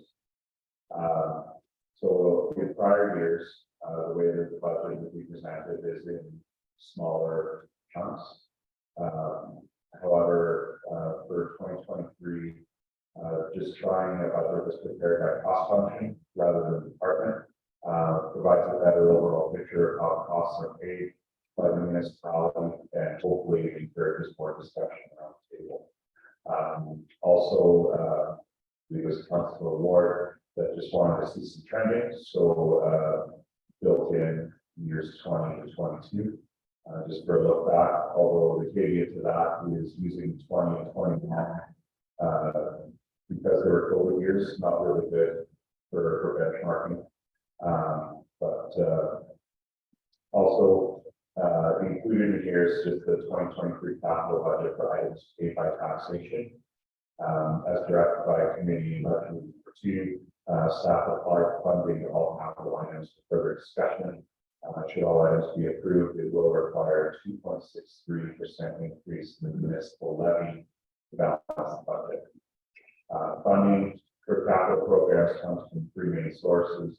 One is the operating surplus, which is just all the taxation revenue less our operating costs. The second source is grant received, which are noted on the capital worksheet. And the third area is reserves. In 2023, should all items be approved, the overall reserves will be depleted by $785,771. For context, net contributions to the reserve since 2020 have been 1.4 million. So while it is high for 2023, it doesn't materially change the township's reserve position. And this is important because we have a very high dollar capital budget for 2022, and then same going into 2023. Again, this does not include the County Road 2 project. We'll have a separate item once the tender's been reviewed and it is selected. And again, should council wish to pay a portion of this project by taxation, just by preliminary analysis, we have enough from grant funding and other earmarked reserves that it should result in a capital levy increase for the items that would be covered by taxation. But if we want to revisit that, then we would have to address that. So if I can take everybody to 29 of 61. This is just a high level, the operating budget on one page, the whole budget on one page. So we've got the 2020, 21, and 22 actuals, and then proposed budget for 2023. Now, split this up into operating revenues and then operating expenses. The one thing here on taxation revenues, it includes all of the supplemental with a 0 rate. So we knew there was about 1.6% growth just in the township as far as people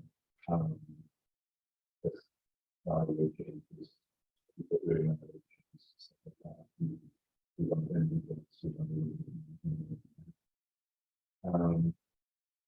I'll try to put in the comments section, review the fees of salaries and benefits. Let's put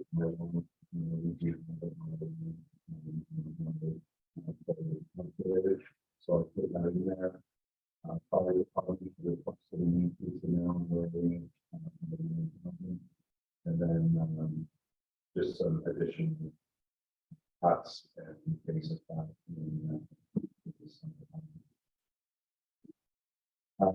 As far as professional development and mileage, you see an increase in many of the city staff and training. Insurance is not finalized. We did receive our quote today, less cyber. But once that number is finalized, then that number will change. For materials and supplies, that includes the deductible that we're going to have to pay for the flood. So that's built into the budget. For vehicle and fleet expenses, we've got one-time repair charges in 2022 that caused those variances. Kind of down to principal and interest payments. So this does include if we decide, or if council decides to issue a debenture for the construction loan that we have for the Johnstown and Spencer agreement projects. It includes those payments.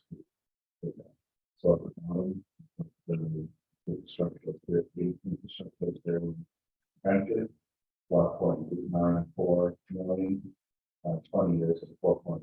It would be a principal and interest payments. And it is out of 6 months into it. As far as other expenses, one of the, as the CEO mentioned earlier, this has come to an increase to 105. So the key note to look here is this operating surplus. So I think there was a bit of confusion when we had budget reading number 2, when we saw the capital paid for the taxation, that it would be like 600, 700, 800, and what is the tax that increase? This shows how much of an operating surplus we would transfer them to the capital budget. So last year, actual dollars, we would have had a surplus of 1.1 million that would have went to fund the capital projects. Here we have 854,000 going through, and a lot of that is built up with, because we have some large, very large capital budget this year. With County Road 2 will be in the $9 million range. I don't believe the township has ever done a program on it. So, and we have carryover included in that. So definitely a lot for the township to take on. As far as capital revenues, this is where the grants come into play.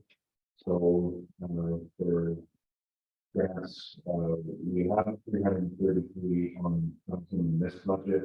However, we are holding 350,000 of those for County Road 2. So when we see that separate budget and it with County Road 2, you'll see the dollars in there. Same with the transfer from capital reserves. You'll see that the width and the borrowing, all those match the next sheet where we have the capital that you're used to seeing. And then we have capital projects that then transfers to capital reserves. So here is where you see this very long or very this impact to reserves. This is where you see the total 3-year impact. So in 2020, we actually put a net contribution to reserve of 500,000 and a net contribution in 2021 of 694,000, which makes sense because of COVID. There was projects that simply excluded and programs we couldn't run, expenses we didn't incur. So, and then even if you look at last year's budget, the net impact to reserve was budgeted at 588,000. And 2023, we have a 785,000. So not materially different year over year when we look at the impact to reserves, what we were budgeted. And as far as surplus deficit, there's 57,000 that's in there for 2022. We haven't had our audit yet, so that hasn't been finalized. So that number can change.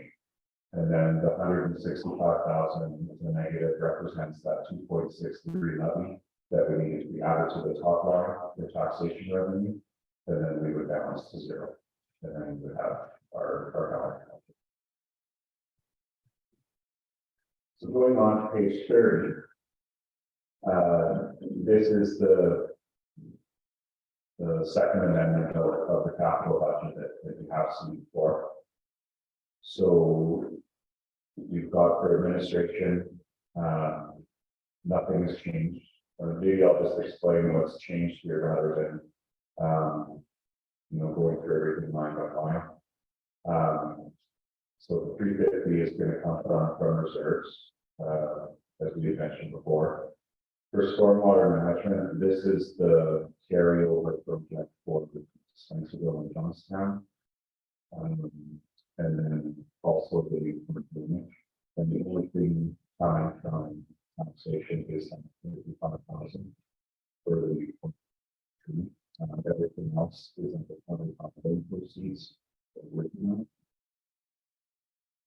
The South Street Transfer Station, last one, we have that in there as 150,000.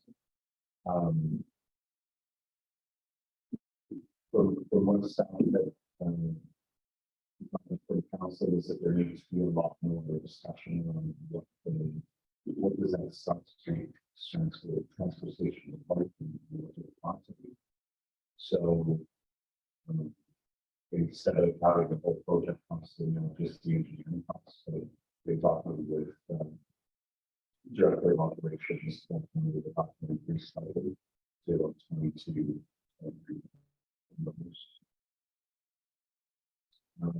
For recreation capital, the only thing that really changed here was for the 4 years, have it coming from the reserve, so no impact on taxation. Truck replacement, all those things are still the same. Those I have some taxation.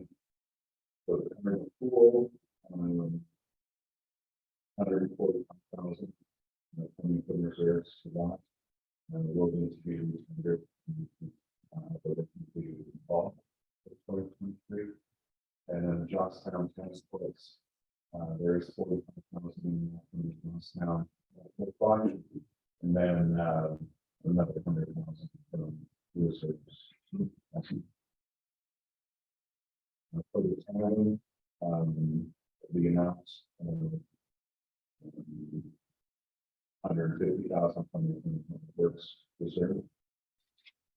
It looks like we have all the tender information now, so once those are reviewed, we'll make the numbers.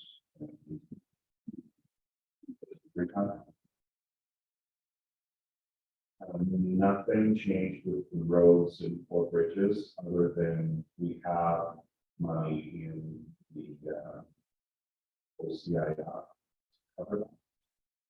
And the one thing to know is that we're rich rehabilitation. We are filling 664,000 for the next year's capital budget, and we'll also be able to. So more than announced on the 2023 budget is being covered by the structural fund. This is the form, not really, not a taxation. So the only exception is the works vehicle and the others that are recreation basis. It's all.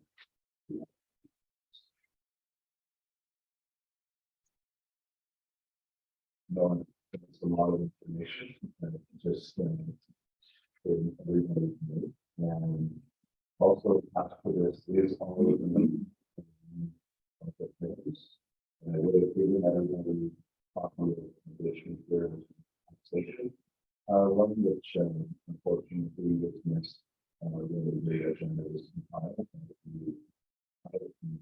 the council awarded for the question for the other facilities and that taxation. Shows the amounts in the 2023 budget for 1% increase. That is an original. With regards to surplus, don't know what will create the need.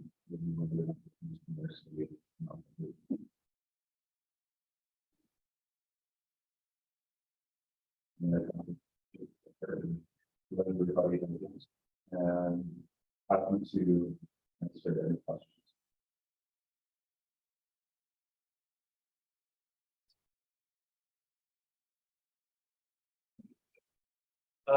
Thank you for the presentation, Mr. Treasurer.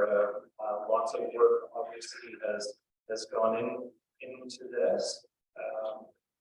On a percentage basis, on the surface, the number I think is more than valuable to most members, but we still need to do our diligence and go through this and and make sure that we're comfortable with the accuracy of the numbers and how we got there. So I think it's all, this is the biggest, in my opinion, it's the biggest part of the process that we have to do. So I think you know, I know weighing on a lot of our minds before we start this discussion. I know weighing on a lot of our minds, especially mine. And I think may provide a slight amount of relief to the members at the table today at County's Council. We did budget and we didn't do the budget, but we reviewed the budget again and we passed a budget that allows for an increase in the infrastructure levy to 1.5%. As a dedicated Maple View Lodge at 2.5%, and the amount that's going to Highway 43, I can't remember what the percentage was. We even with the 1.5 for future roads catch up, we passed the budget. That's actually 5.89. We didn't pass the budget, we passed it through committee. It goes to council for consideration again on Thursday, but it's at 5.89%. Much better than what they had anticipated. There were lots of reductions in WSIB, and that was able to realize they used all of their modernization money. The staff there made a great effort to get that number down to a number that's good. It's better than I know than when Beastbowl. We didn't certainly gauge for that number. So I know that that's going to influence this number. My preliminary number, by the time you blend these together, gets everybody under the number that they were comfortable with. So I think as far as a basis, we've got a really good basis put in front of us. But I still think we've got work to do. We've got to go through it. We've got to break it down line by line. We've got to make sure that everybody's, like I said before, comfortable with the accuracy of the numbers, that they understand the numbers. There's considerable increases in some areas. There's some areas that don't make sense to me, and I need a little bit more clarification on some of those before I'm 100% comfortable too. So having said that,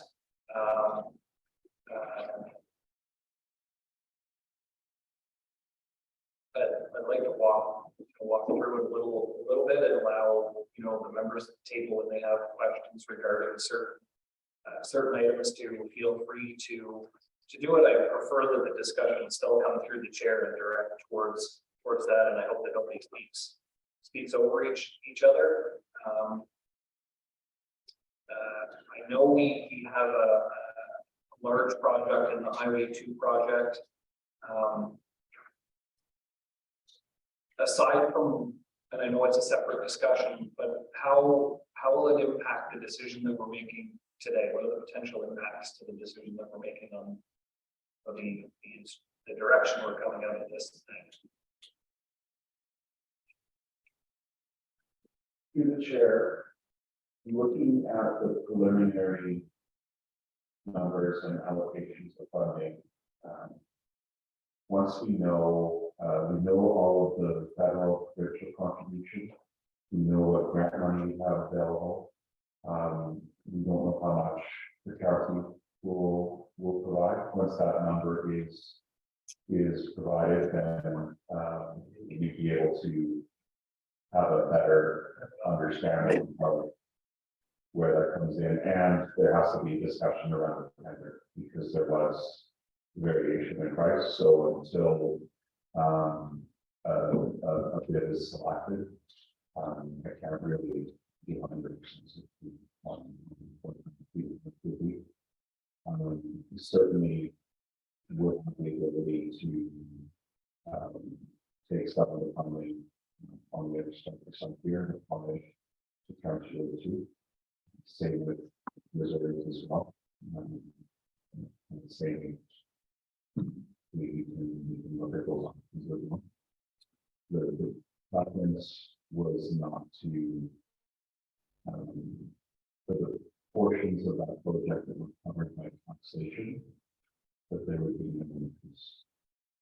was the way that we had prepared preliminary on the sewer side on the meetings. That we have to be able to cover this one. But then, yes, there's people that are actually.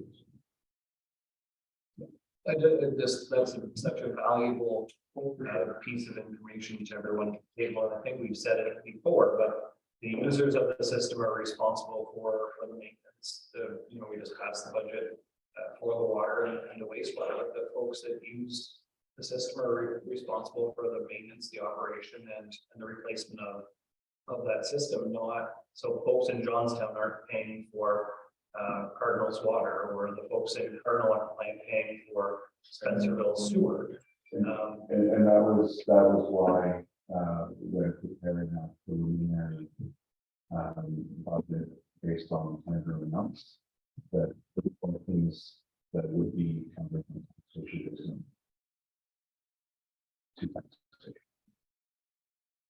So that way it is clear that the people that are ultimately paying for the Cardinal water and wastewater on Highway 2 are those.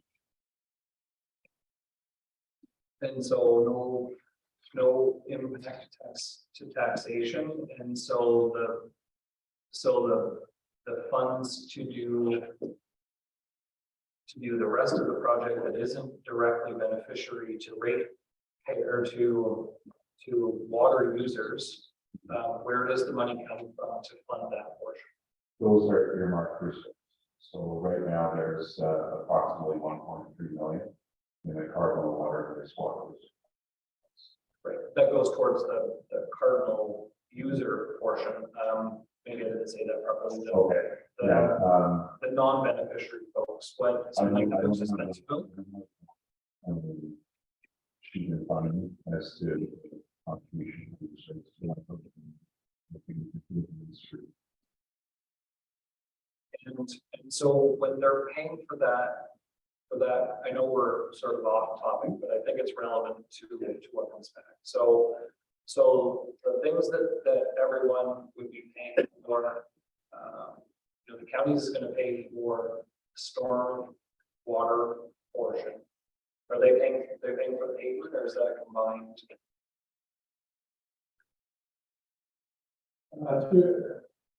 Through the chair, so that non-user items would, solid water, maybe a personal storm at,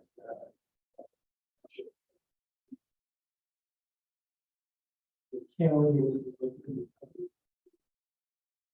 storm and the portion that certainly some material some of the base.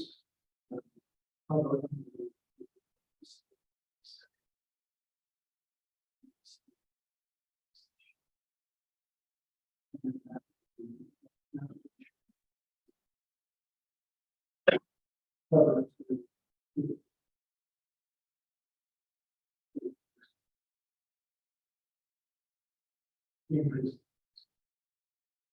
Just the use of reserves. Yeah, and also to build on that too, is because of the nature of this program, size. When the tenders came in, normally. Solid them. Providing it as smaller jobs makes more sense. Because if we did, we would be kind of pushing everything up. So this allows us to for this.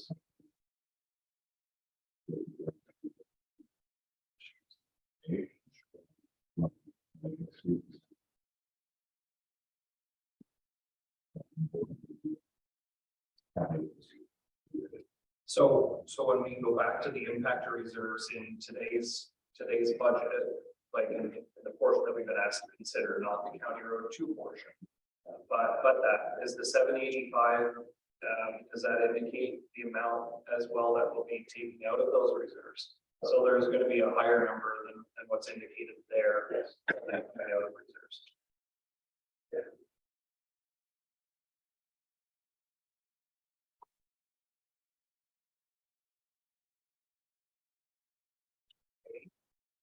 So the 785 that's coming out here.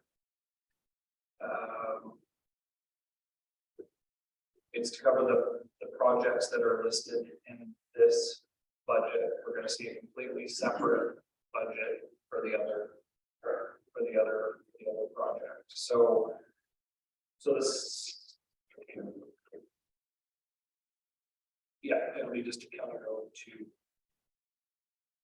number. Okay, so last year's budget believed that we were going to take 588 or 589 out of reserves as well. And ultimately we ended up not realizing that number, right? That's Portion of some of the work didn't get done, and that was also reflected of the money that's.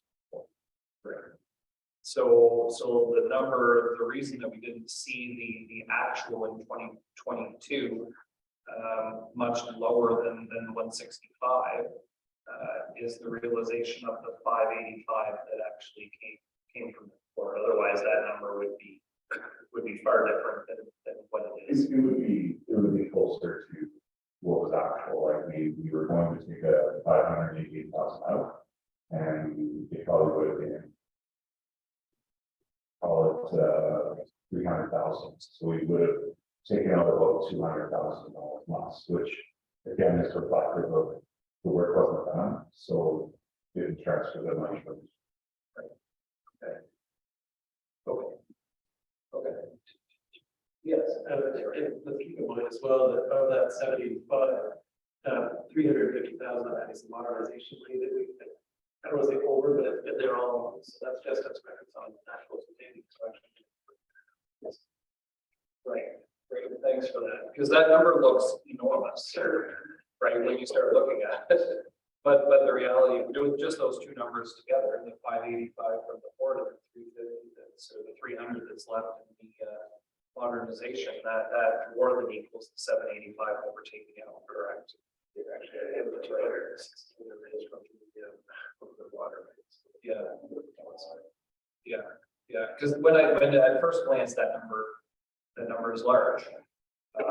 But when you start breaking down the 585 of it, came from the port for sell-off of the surplus soy, and the 290 or whatever's left in the modernization money is part of that, and as the counselor said, 200 or something like that so far. So there's the number doesn't seem as big when we get there. So Another way to look at how it's going is if we go to page 30, we have a total of 1,090,000 reserves, and almost 600,000 of them is just the administration, and then the 245 is just. So my page 30 is the police and cemetery. Okay. You might be looking at the old one, maybe go up to your 2020. Okay, sorry, go ahead. I think I'm there now. Okay. So we got the 350 coming from the administration and modernization reserve. The 245, it shows coming out of reserves, but that's part of that new port, effect, which that actually gets built back to the actual users of that project. So really, the only new part that's really coming out of reserves is the 345,000 for recreation and the 150,000 for the trucks. Other than that, it's everything else has already been kind of spoken for. So one of the things that we did to manage that number to where it is now is normally we would always be quoted from reserves, and we're also putting out.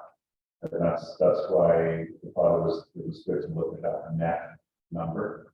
So we're pulling out not much different than what we were doing before, we're just not putting as much on. As we did, I think if you go up to the summary, one page up, you can kind of see where on the operations revenue, we're taking about $100,000 more out of our operating reserves than we normally would. And then on capital, there was the number. And yeah, and normally we would put, or last year we put 600,000 back into reserves for capital, and this year we're only putting 355,000. So we're not sacrificing putting them stuff back into reserves. It's just, I think it's important to look at that net number to get an idea. When we put the six in there, is that the 6 back in last year in capital reserves, does that include the port money though?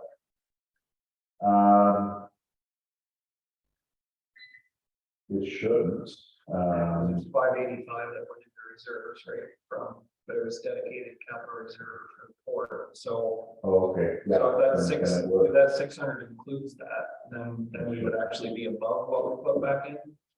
Then, Yeah, then we would. And what we gather with it. Actually. so we'd be still taking as much as we are out. And we'd still be increasing the number that we would have been last year had it not have been for the 585 that came in from the port. We can see such how that's benefited, substantially in this equation at this point. That extra 585 is going a long way for sure. For sure. Okay, so let's talk. I don't really have. I'm going to look to staff on how to walk us through this. I know I have. Do you want us to just ask questions as we ask them? It becomes more of an open house style then, or do you want to walk us through it a little better, or just look for a little guidance on how you want us to come through this? Through the chair, it would probably be good to improve to go through the capital budget and see if there's any items that you may not want to pursue anymore that would change the bottom line total. Okay. And then after, then I would say, just because there's so much information, if there's any specific questions that you have, or we can have just an overall discussion. But I think it would be good to know what we're going to do from the capital perspective. Okay, so I'll follow that lead, because I certainly definitely be happy to go back to the operating expenses, because there's some lines in there that are considerably higher, and I think that they weren't for discussion. So, but let's go through that capital discussion and see where things land. So, do you want to walk us through it, or do you need to walk us through it? I can walk through. I'll just start at the top. Now with the administration budget, we have that 350,000 for the modernization fund. Obviously, with the damage for Council Chambers, you're gonna have to do something. Yeah. So So I think that needs a little more discussion, especially for, what do we have more information yet? Looking at the CAO and the treasurer, do we have more information on where we are with that project?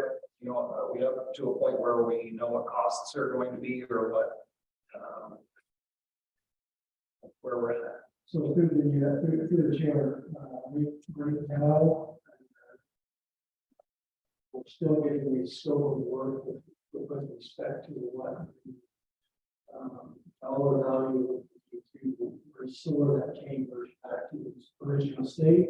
As that makes sense.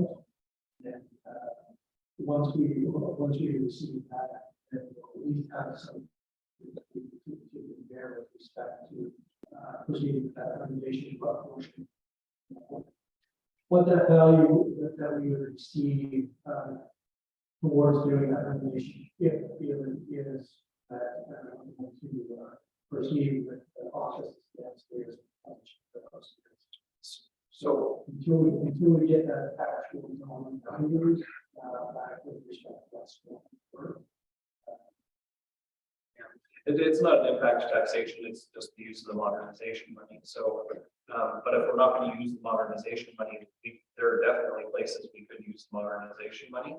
So it's not gonna go back into, upgrading and making those changes to the council chambers. I think that money needs to be used for another purpose, so the sooner the better, I think. Would be good there, but, To the chair, I think really the discussion is at this stage, when the committee cancel the one percent proposed renovation. Yes. yep. And so my question then is, with the original 350, was the original 350 just to cover the upstairs and no costs to the downstairs? So with respect to the 350, that was just an estimate. Naturally, with that renovation, with that water damage, we certainly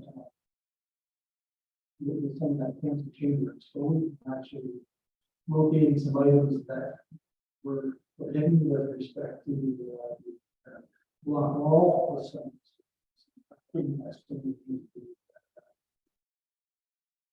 fixed up. There's also some areas that are insulated. Maybe to the extent that it can have to be done, so there's. So that is one of the some advantages for that particular situation, because it certainly wouldn't have been invested. We would have created that conversion a year later. Still in low risk flux. So, but my question is the renovation to the downstairs part of the 350?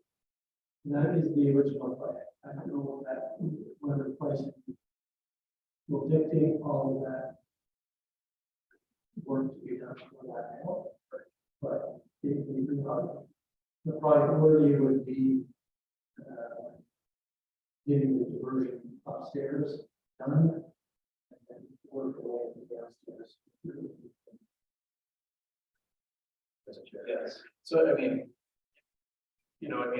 I guess we're sitting in a situation where, because of what happened, it doesn't make a lot of sense to put it back in as a council chambers just to go and renovate it again back away from that, so there might be efficiencies.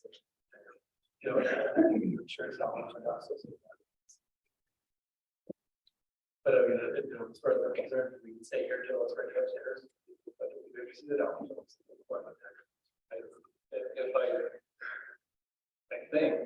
I think that the CAO was making sure that we're still committed to going upstairs. Because if we're not committed to going upstairs, then the renovation would have to be to renovate it for council to move back into chambers as it is, correct? Correct. That's no will to be the chance upstairs. So I guess I'll say the due diligence because the potential rate caps terms. I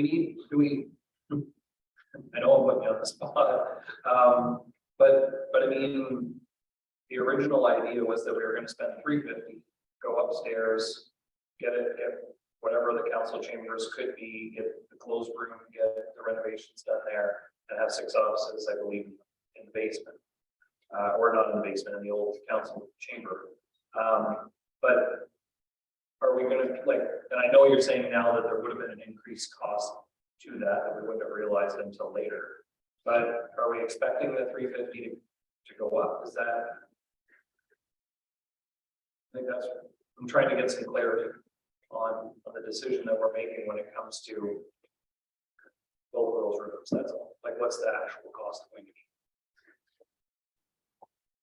We don't know. We never do.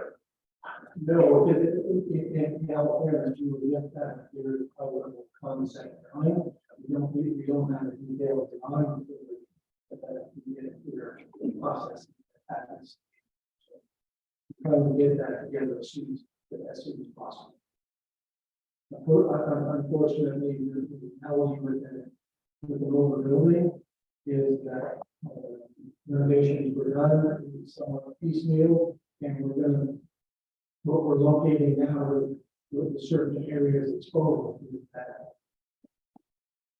we're supplying this there, and we can put it up, so there will be some extra cost. It just.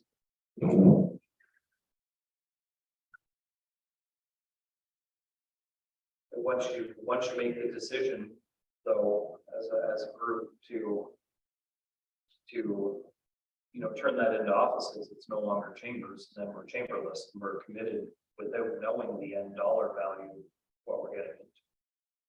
And I struggle to think that we would put ourselves in that position without at least some more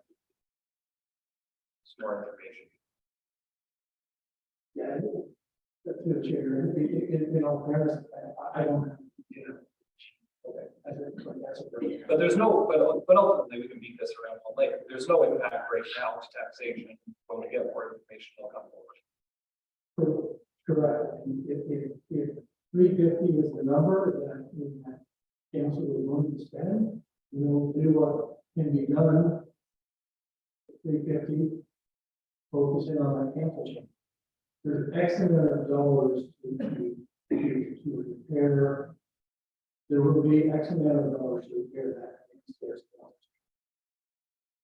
Right. And we know we have the 380 to do whatever else it would be. Okay. So I think we can move on. We'll just get more information. Sorry. Plus, obviously, we're getting premium insurance with tax, but they're fair tax. So I don't know that, there's the premium plus the insurance money.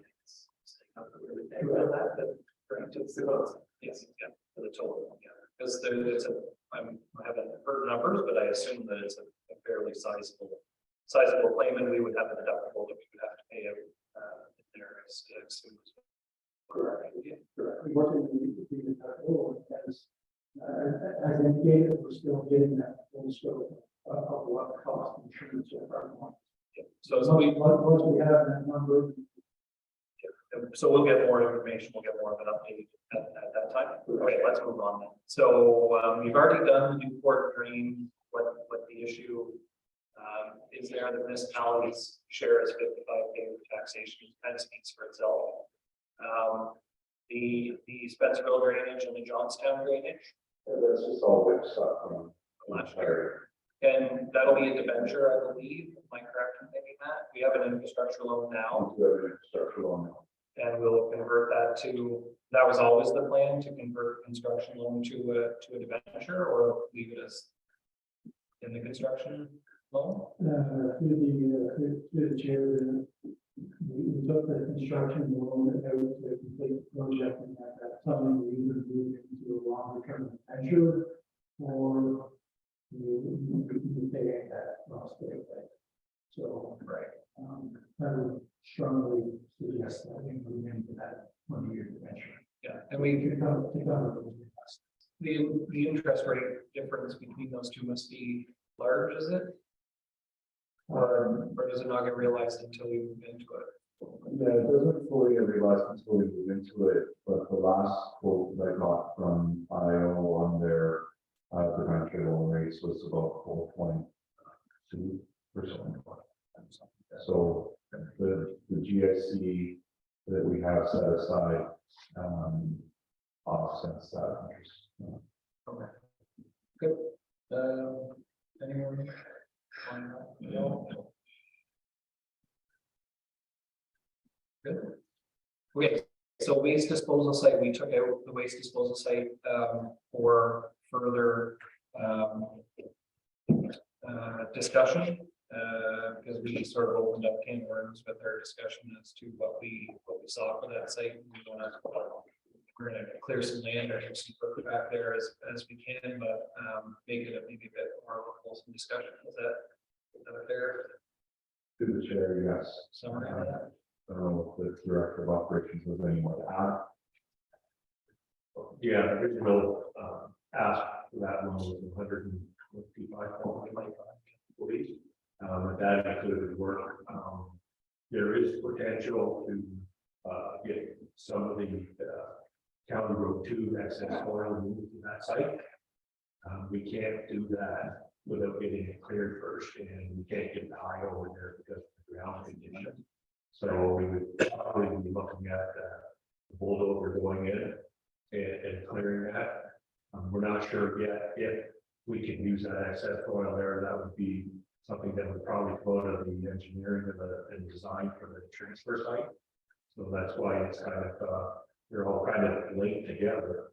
But there is potential savings if we can use that soil there in terms of reducing the cost of moving out the excess soil and having to pay for fill later to fill that hole in because it is quite low there.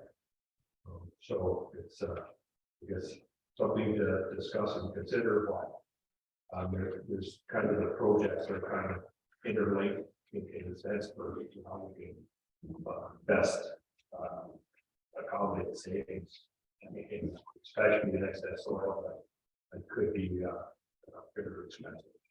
Right, and I mean, speaking to, you know, we've talked, and I think it's important that we talk a lot about the Cardinal water project and you know, the strain that could have on our staff and stuff as well. So the ability to accomplish this work added into, you know, to that work, you know, on top of all of the regular daily work, certainly would be a challenge. So I think putting it off until we have, you know, more information is a bad idea.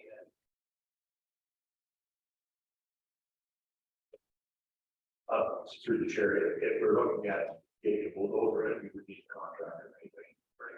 If we can't get in with our idle, we should public energy test the fact that it's too soft. Yeah, so a couple of ideas were kind of wrapped around with getting some blasting carpets and stuff. And we can get a hold of it and going that way, but not to get stuff into this big trouble.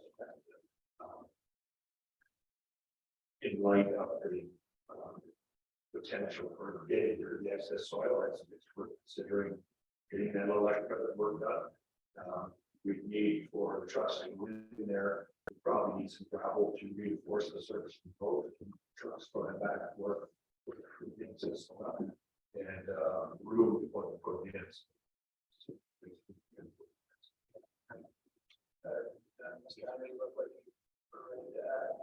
Well, I think if they extend the sense of your operation and you said they get used to that soil, they have a lot of soil coming out. Then there's a lot of water and then it's a lot of light, but soil back in, the ground and rain back in ground. Also, a little bit of money spent for the land and a little more than the food back. You pay big dollars to fill and you see it. And there's no way that we're going to do that. We're going to have to hire. Through the chair, at this point, it doesn't look likely. But the other thing is with the waste, the transfer site, to get the engineering design done as well. And the estimate is about $22,000 for that. So with just 50,000 is fun, it doesn't. We have to do the design that defines that. Right. Yes, so we couldn't just clear enough land to put the soil in for that. We have to get the whole engineering setting up first, for sure. It might be, just go ahead and do it all if you're getting a bulldozer in, but I'm thinking quite a lot would take to clear that in there. I don't think there's a lot of huge trees in there. But more like scrub it and just getting that stuff cleared. And we need to get in there in a spot that the trucks can either back in somehow or have a turnaround. So that it can come. And this is all assuming that we can use that soil. So right, it's a bit of a gamble in terms of whether we can use it or not, but the indications are from the geotech, they had the samples done. There is some sodium and high electric activity, which is consistent with high sodium. For some of the soil, there there's a bit of a soil that can't be used, we have to go to landfill, but we can use that in excavation. So they're gonna try and use as much as that there, so to try and get that soil rather than shipping it off to the landfill and be charged for that. It's kind of the thought behind that, but yeah, it's not a sure thing. Okay. So are you suggesting that that number is not adequate then? Through the chair.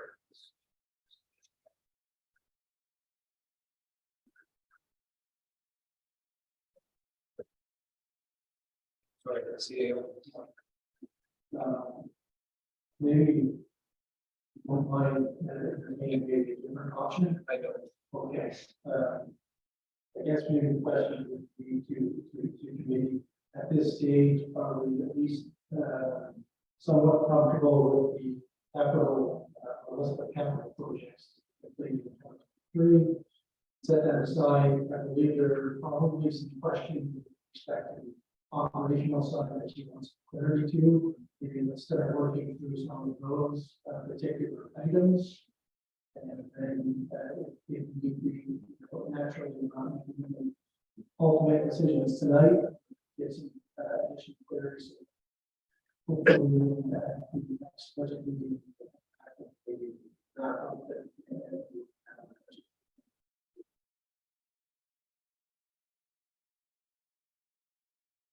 Yeah, I don't have an issue with moving through it. I think you're right, we're gonna step in the weeds there a little bit on that one, for sure. So thanks for bailing me out. Ultimately, we'll see more information on that as time goes along anyways, the numbers whipped. Great. Anyways, it's with the 15 that's there, and if there's more than that's when it could be a smaller amount, put that back into consideration anyway. I think what you would see is the 50,000 probably instead of 22,000, probably that cost. Yeah, it doesn't. Pretty much. Okay, so then we can move on to recreation. And let's just start, and we'll just go down the list then, if everybody's okay with that.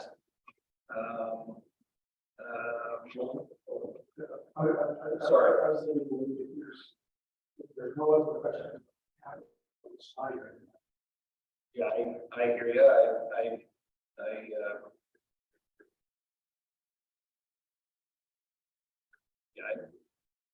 All right, you're asking me to go a little faster, is that it? Window operations. Well, no, I get that we're doing it a different process than last year, but I think that we have a responsibility to go through these things, and if folks haven't read their package completely, or they haven't, I think all of these things still warrant a good fulsome discussion. So I hear your concern. I understand your concern, and if we don't get through it tonight, we don't get through it tonight. Fair enough, just think what we're doing is actually just. Well, there's new information. Sorry, there's new information on both the pool heaters and the truck replacement that was presented tonight. They weren't a discussion. We said when they were presented that we weren't going to discuss them then, that we were going to discuss them now. The first two things on there. They need a discussion. So moving into recreation capital, let's open the pool heaters for discussion. There's new information that's presented tonight, and we need more information if they're going to be included or if they're going to be excluded. So just going to go down the line and ask people what they think and how they feel about it. So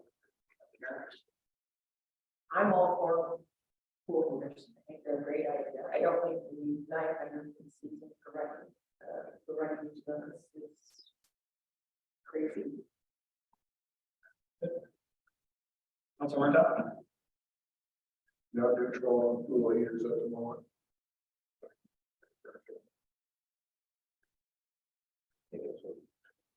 Yep. I think we should have. Well,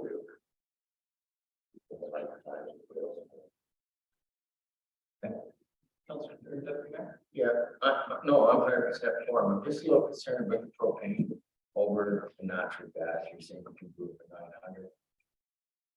And I hear propane's gone through the roof, so that's my only concern, but don't think it's gonna make or break us that much. So I'm all. Well, I think it's good, and I'd love to see if there's an ROI on these, but we get us a bigger. You get a little bit extra revenue, so. but, I think from a user perspective, it's definitely beneficial, so. yeah, That's.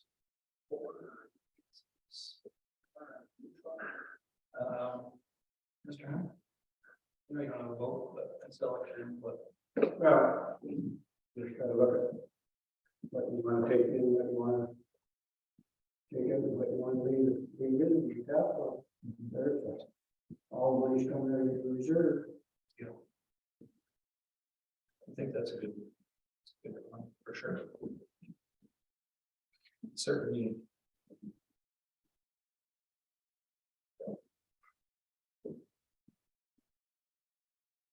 You are very good. You're neutral, yeah, I know you're.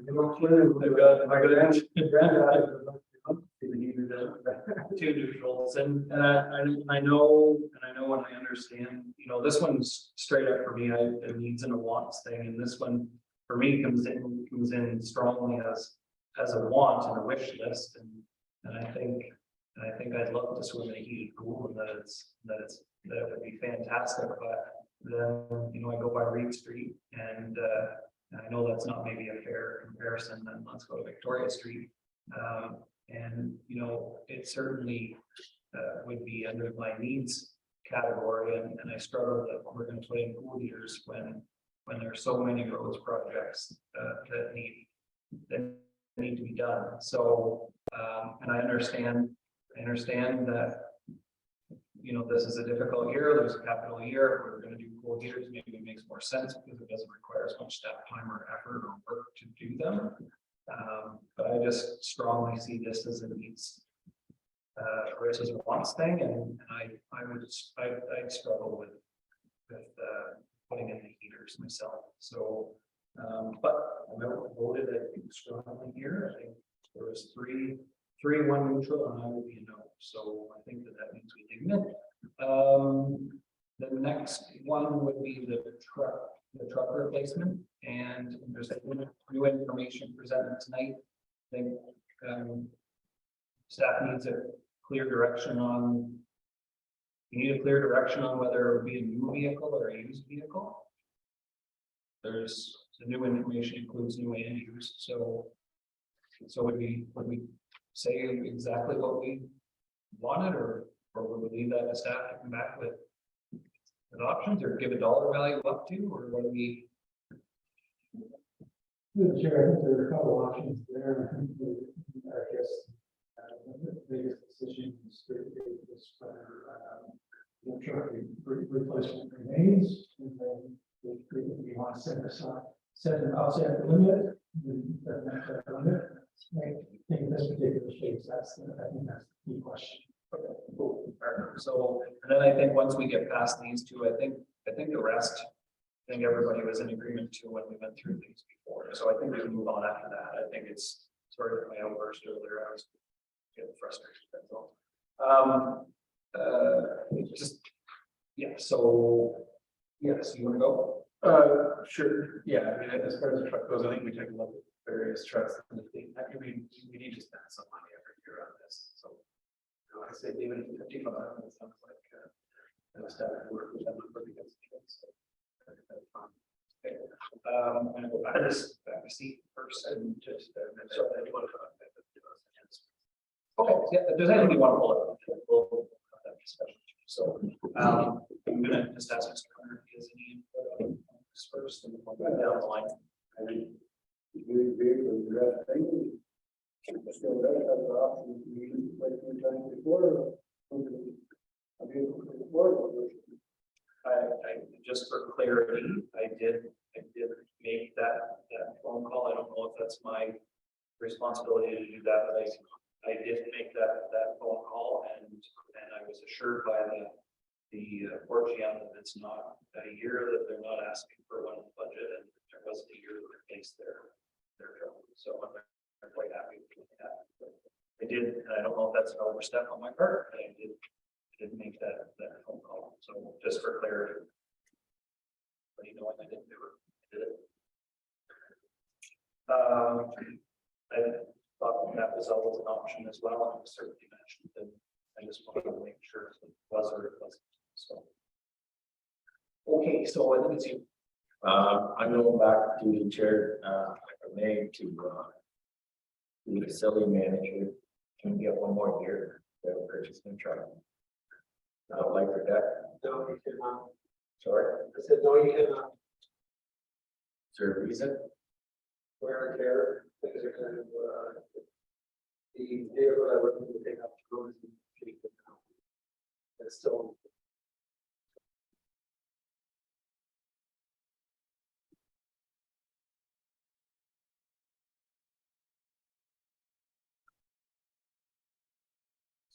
Take it out or leave it.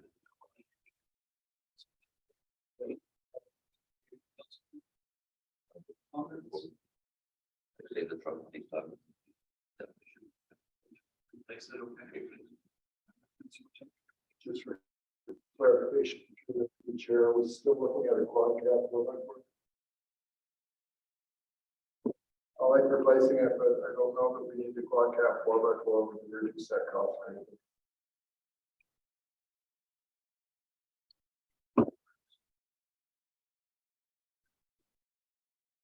Just put it out.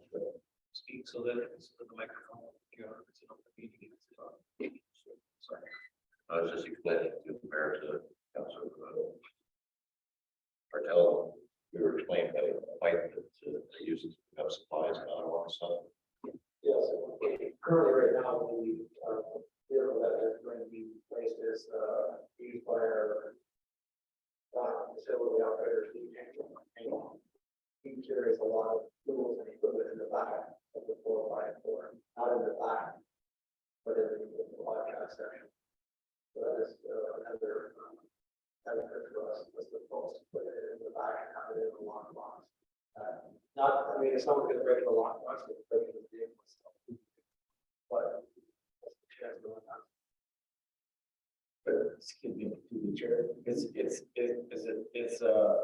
Hoppy getting this truck? So, Okay, you're getting the new one, you're gonna be. that's correct. But,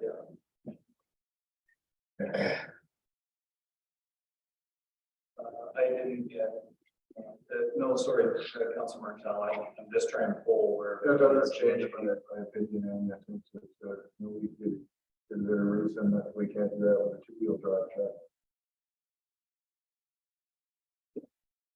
And I can carry any more of the load, 4x4 thing that.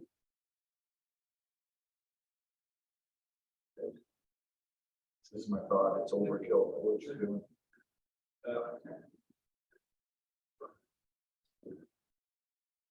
I guess my opinion is if it's comes down to safety of the trucks in rough shape and it's to be replaced, that's one thing, but I really don't know that much about them, quite honestly, so I don't know whether a 4x4 would be either.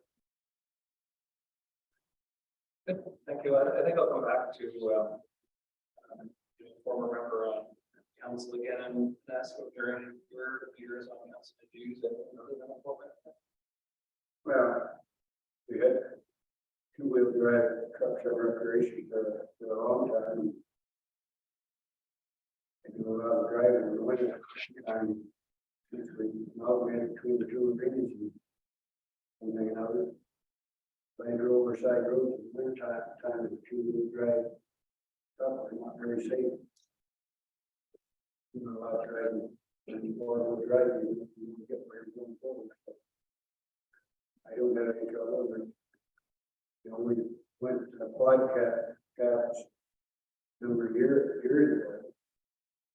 The first one, I wouldn't have anything else.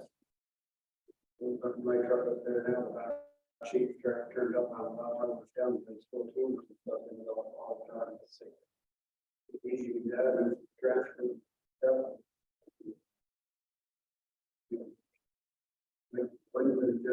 with that, I got to go to, on stuff and food thing, like, down to the Bobcat, make it all. Most, but they couldn't put that stuff in. Back in. Especially for, when you're doing all the things, you pick up so much of it. There's just. But covers and stuff on the back of the truck.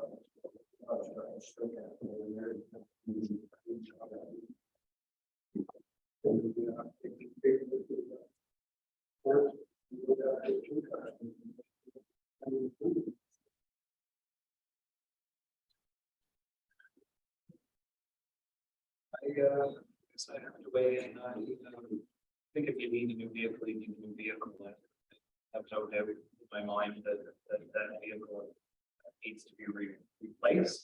I struggle to think the recreation program that we need for quad bike and quad. Or quad door, or continue to replace or quad 4x4s every time. I just see, especially when we're seeing increases with gas consumption and that is, I'm not sure that we're putting our best effort into minimizing some of our impacts, and sometimes we need to be leaders. And I just struggle to think that replacing this vehicle with the same thing is smart.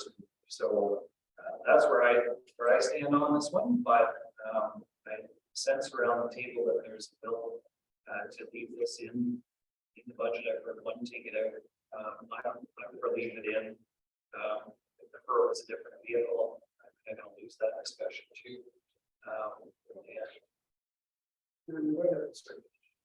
Bring up good points. I mean, is this something that they a smaller road with drive, smaller SUV kind of can cover it? Maybe there's lots of options there. Very cargo, it is the back of the truck. Bigger trucks. So the need for that.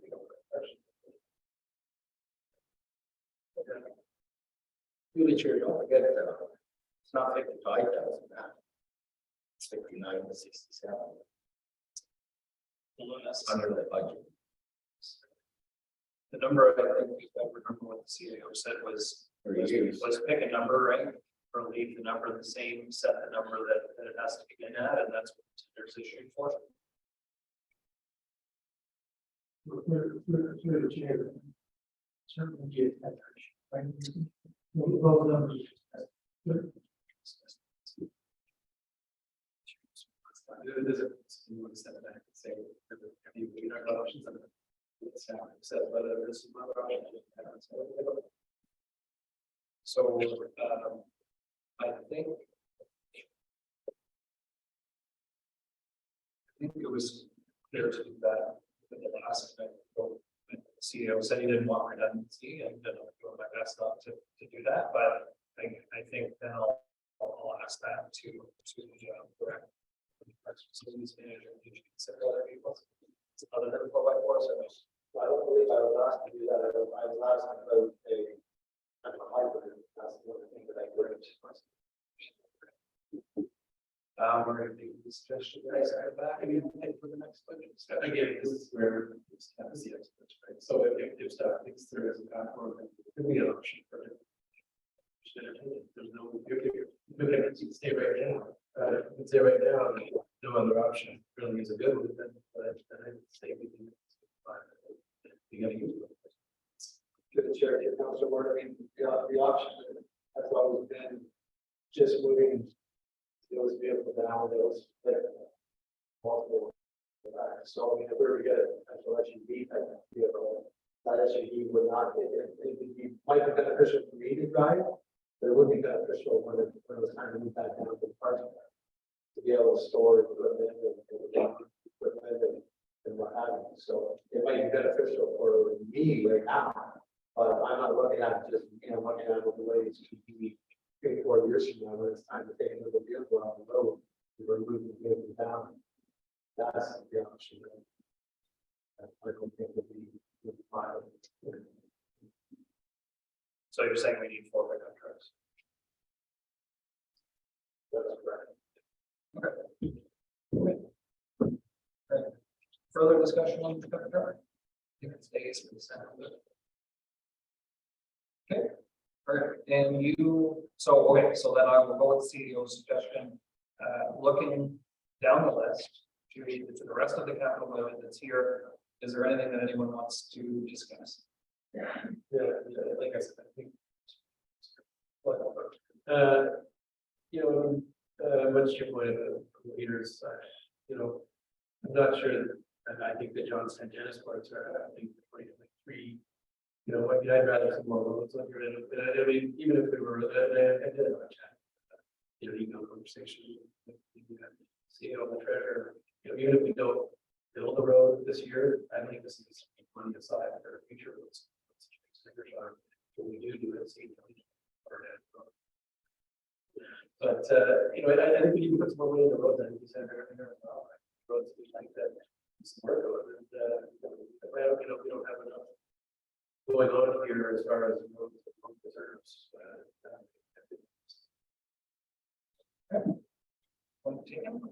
Further comments on the? I just have one new chair, and that's the dog park. Parking lot. So I see. Secretary talking about transports. Oh, yeah, sure, that's better. This week is a further update on even. Comments? No, I'm fine. Hearing any comments?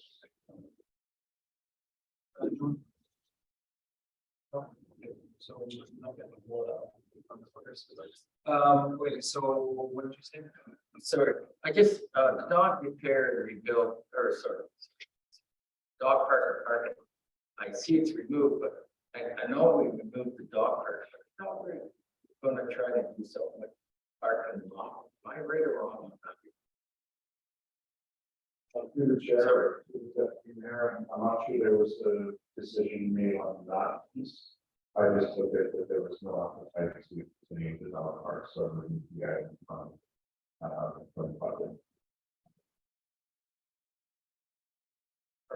Yeah, look at the parking lot back in if you don't mind. If council does. It's a question for Brad. Was there a cost for that was just related to parking lot? Yeah. Okay. Thank you. Let's. Yes. Yeah, that would understand what we're killing the road part from the Parking lot, parking, cheating, parking options, or if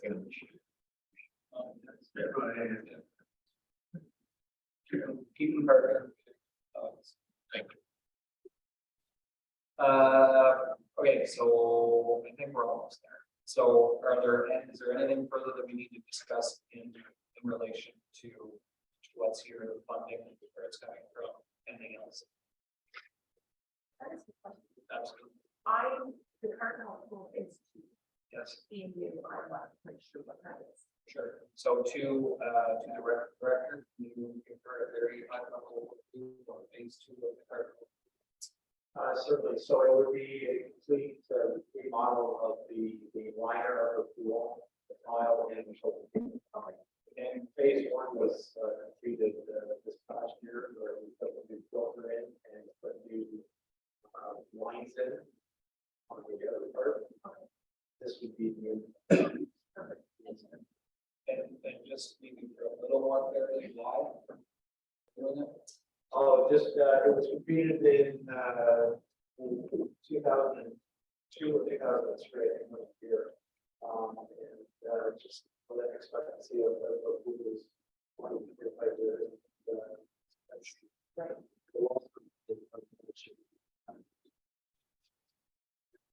also taking better. Minor risk, I think we said we take better risk this year than finding out. That was my turn. Yes. Perfect. And so now going back to, so be clear on that? Stat, yeah, that. Okay, so then let's go back to the operating.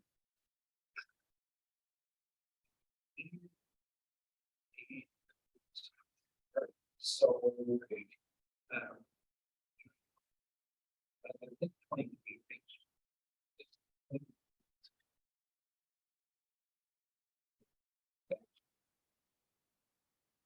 So in the proposed budget is reflective of the 1.64 increase for the revenues over last year. For the 6.7 is reflective of the 1.64% growth. That's fair. Just so everybody understands that that's where it's coming from. So overall, for our operating revenues, there's going to be from the revenue side, the overall increase in revenues is going to be roughly 3.2 increase. The overall revenue increase, so the representative of the 10 million that will go into the proposed budget will be an increase of 3.82. Okay, so then getting on the expense side, the costs. So the overall increase in the costs are 6.9% at the bottom line of that. And just starting at the line, at the top line, so we're going for 2022 actuals at 3.1 million in actual cost, really close to what it was supposed to be for the 2022 budget, almost exactly on. Yeah. And then there's a projected increase of $386,716. Do we know exactly where and why? Is there a better breakdown of that? Can we speak to that? Sure. I think, we, through the chair, with the fire chief, there was an increase in honorarium that paid the firefighters, so maybe you can speak more to that piece. That makes up 90,000 of that difference. Chair, thank you. So that's actually, there's two parts to this act.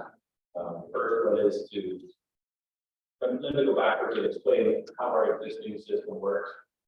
Basically, the 98.61 that we had, in 2022, we keep track of everybody's hours, we divide it into that amount, and that's what we get, and we pay people per hour. It does not factor in seniority, skill set, rank. It's all the same. 2 years out of the last 5 has been less than minimum wage. So I think it's time that we pay our firefighters more appropriately. They're dedicated, but they also need to be motivated to work well. So I anticipate an increase of approximately 30,000 on a regular year going to that system. And then we throw on top of that the certification piece. We've got a lot of training planned for this year. Again, it's all extra hours, prep hours for instructors, extra hours for everybody to be there. So the second part of that equation is from certification courses this year. That is extra reason. Yeah, so going to that line on page 28 to 55, so it takes the current pages from 98,960 to 189,500. So almost doubling of what those costs were. So that is correct. And if I could add that, I would consider that kind of a safe worst case scenario. Obviously, as a volunteer firefighter, we don't put 2 people are going to identify or 10 people. We don't know if we'll get all of our proposed training in, because we could offer it and not have takers for it all. But I think it's needed moving forward that we have to take care of our people. I would absolutely 100% agree that those that protect and serve are certainly worth the dollars that are spent on for serving. So If I could just add one more. I anticipate that as our training and certification is achieved, that number will come down. Because right now we're looking at training a lot of people on a lot of topics. But as the years go by and people get there, I anticipate that obviously less training will be required.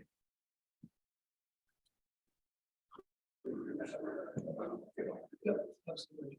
I will say this to the chief, you know, on the budget line from the actual to the budget, there's a, you know, you were under budget by 2 cents. Pretty tight budget right there. Okay, so going back, so that makes up for 90K of the 380.86, I believe is where we were. Do you want to continue on, Mr. Nicholson? Then? Or is it worthwhile going to? I think, you know, the rest is, you know, the staff increases as per the bylaw is factored in there, so union, non-union,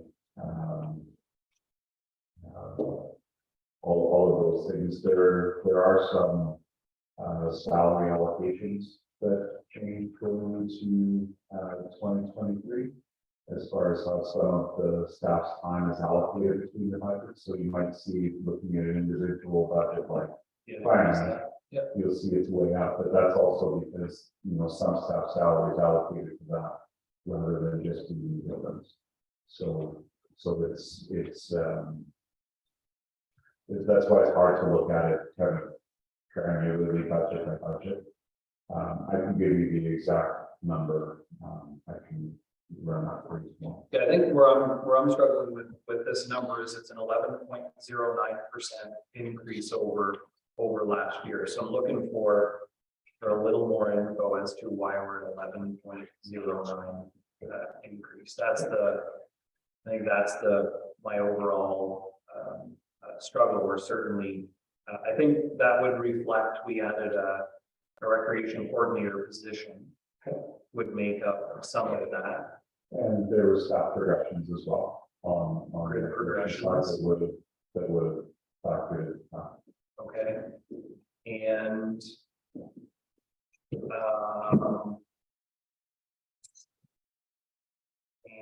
as per bylaw,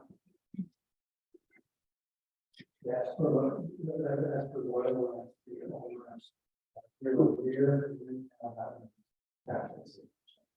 and so the number that's built into this budget would be 6% as provided. so the proposal as for the way the bylaw states, and I believe bylaws for been followed, I think, in years past is cost of living increase. If I'm not mistaken, it was capped this year. Probably the number sampled in November was 6.4, capped at 6%. Is that accurate? I believe it was 6.4, something like that. Capped at 6. Capped at 6, and then dropped as of today at 5.9. I think we're quite helping, but so the suggestion here is that all non-unionized, so that would include the people sitting at this table, would be getting a 6% increase.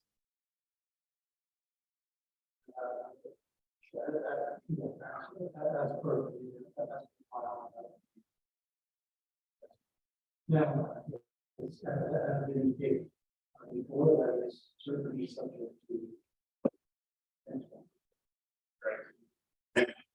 Yeah, the bylaw states at the end, it is subject to council approval. So, if I can steal the expertise of the fellow at the end of the table, again, just for help of members, you know, at the table, none of us have been here long enough to see these kind of inflationary effects. You know, broken from that bylaw before. We have for council, I don't think we've ever told them to come up for staff. The council has just the last number of years. But I mean, 2 years ago, they put it in Georgia council. That's council. So we did. We never had the last item on none of these back. And it's just interesting. In the eighties, we had 9% inflation. At that time, we didn't have that right now. We just up the wages. Administration staff, everything. In the line. And so Most of the time, a lot of the years of educators by itself, maybe a couple of years of amalgamation staff. Thought whatever the union negotiated, that's what staff got. And then the break a number of years ago, the union negotiated and there's group systems up for staff. We did that before, and we just started getting whatever inflation. And, So in theory, if I get this correct, if you're on the grid, right, and you're moving this year from grid 3 to 4, you would get the percentage increase from grid 3 to grid 4 plus another 6% on top of that. And if you're a unionized worker, you get one. Yes. It's public knowledge. 1.75, right? So if you're unionized, you're gonna get 1.75 with no grid increase. And if you're staff, you're gonna get grid increase plus 6%.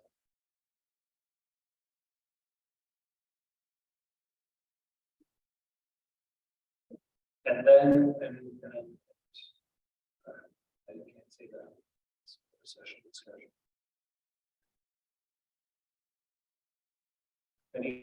Some comments, this is one of my issues, and it's not that I don't think that staff are deserving of increases, but you know, as you go across the grid is designed to bump you up to the next level. It's a reward for that, and then you're adding potential of 6% onto some of those wages. And I'd like to hear, you know, we have approval as council, as it's been stated, to that. In the past, the example that's been used has pretty much always been cost of living.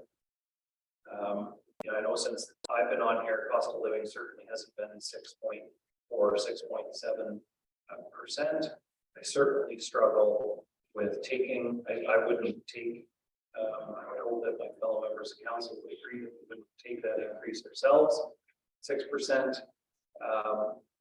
But I struggle to think that our unionized employees that, and then they are in good, they've negotiated in good faith to 1.75 increase. But I struggle to think that we're going to give non-unionized a 6% increase and a 1.75 increase to our union staff.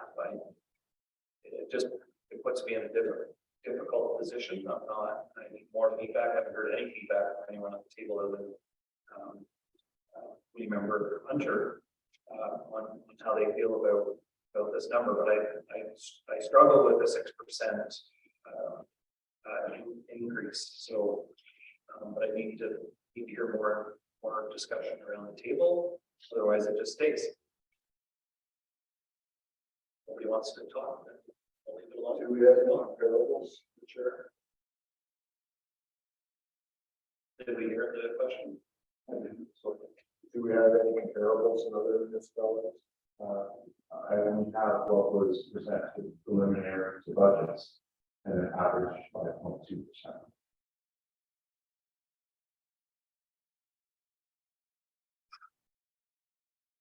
I can say, again, it's a different bylaw that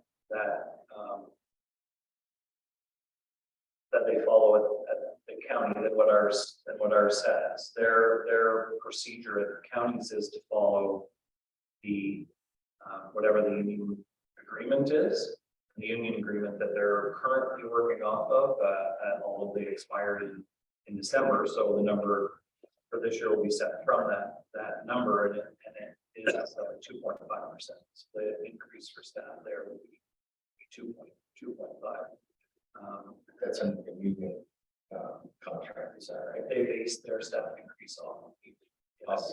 Now, they have the ability to set it the same as what we do for whatever number we want, but they said that they very rarely, if ever, break from that number as well. So.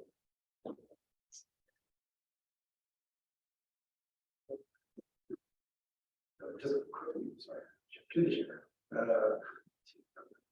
Back on this grid system we talked about, so what is the default every year about let it matter run matters a little, or is it how does that work? I think we're getting into the means, and I apologize for that. So how does we talked about that there's a grid increase plus also the 6%. So I think that's the word. And we get hurt from. But does everybody get a grid improvement as well as 6%? So typically there's levels within the organization. The grid has step increases. So there's certainly the potential for an individual to move up steps until we reach the top of that particular level. And there is the potential based on performance that they could receive. No,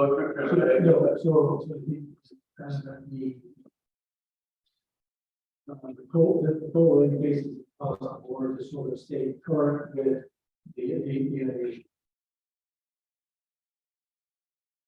sort of the current grid, even sort of two steps. So if you were at level 8, step 3, and you're in at level 8, step 3, you're going to get it. You're going to have that full increase to stay current with the heart. That's really what that was meant today, is to stay current. So the step one actually is sort of the work that we have based on knowledge skill base. No, in fact, I sort of I thought it was every year you have a step increase plus the 6%. I thought that was anyone's going to figure that out. But I guess the last question that I have is, how do our staff currently compare to people in the same or in other regions? You know, because the 11% seems high, but if it's just to bring them in line because we're currently behind, that's a different story than the other way around. Good. I don't have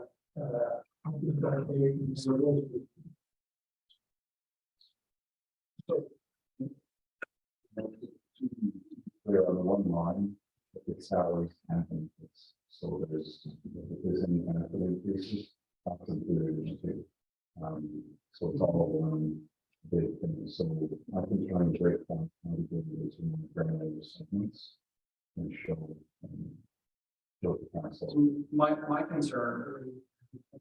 Yeah, so my concern with a 6% increase in 1 year is that it doesn't have a compound effect, right? So if next year is 2, and the year after that's 2, and the year after that's 2, you just had that one big bump, and then you basically add the 2% to that 6, and you just keep on going. And if there's a decrease next year, you still have the 6%, right? So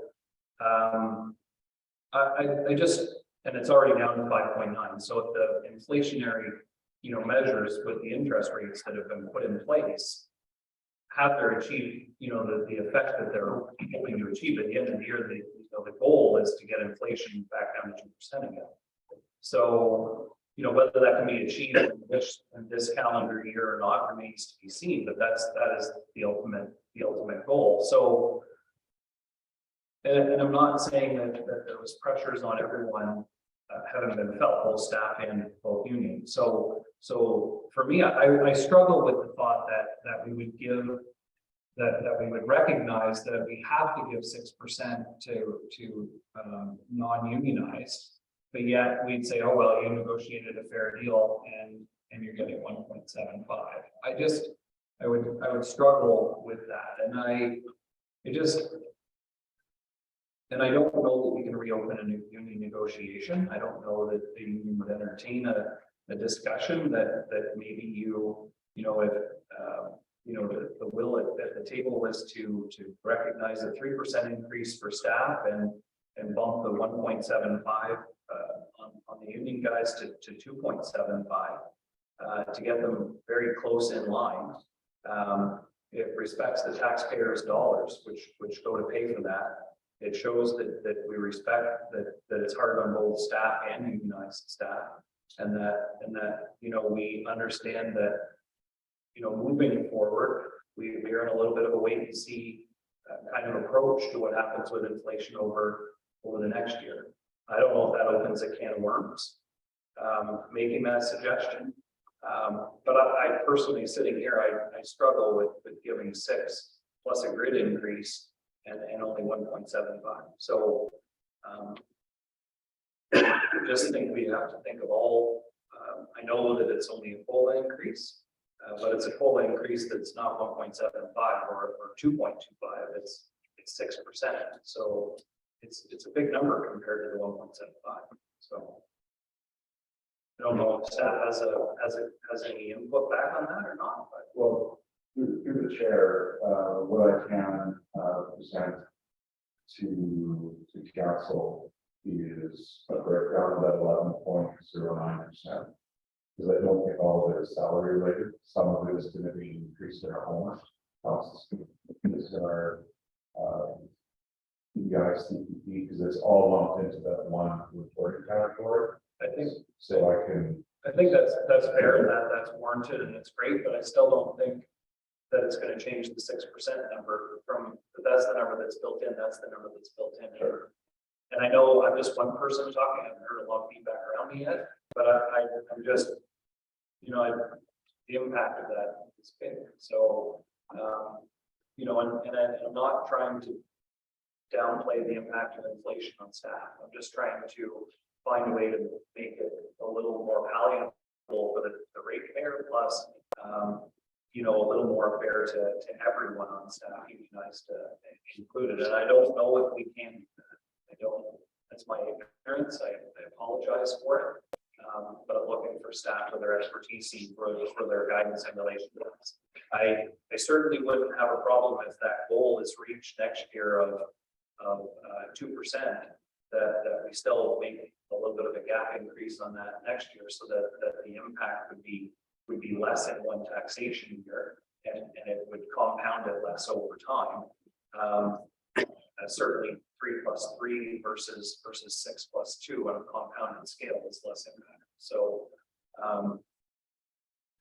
but I wouldn't, one person speaking again, I'm not getting a lot of help. So, you want to? I just want to recognize my alarm went off earlier, just to tell me that there was 10 minutes and 10 o'clock, and so I don't know that we're anywhere near done this. So I think at this point, I'm just going to ask for a mover to extend time now before we go any further. Somebody will move by Councilor Smale, seconded by Chris Ford, all in favor. Good. So we're extended. So that's taken care of. Let's go. Through the chair, yes, to the CEO, could you maybe gather information of municipalities in our area, so gas, restaurants, so on and so forth, where they're at in percentage, and come back to us at our next budget meeting? That'd be fair.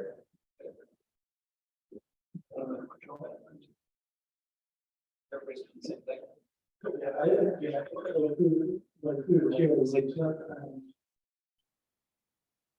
There are some.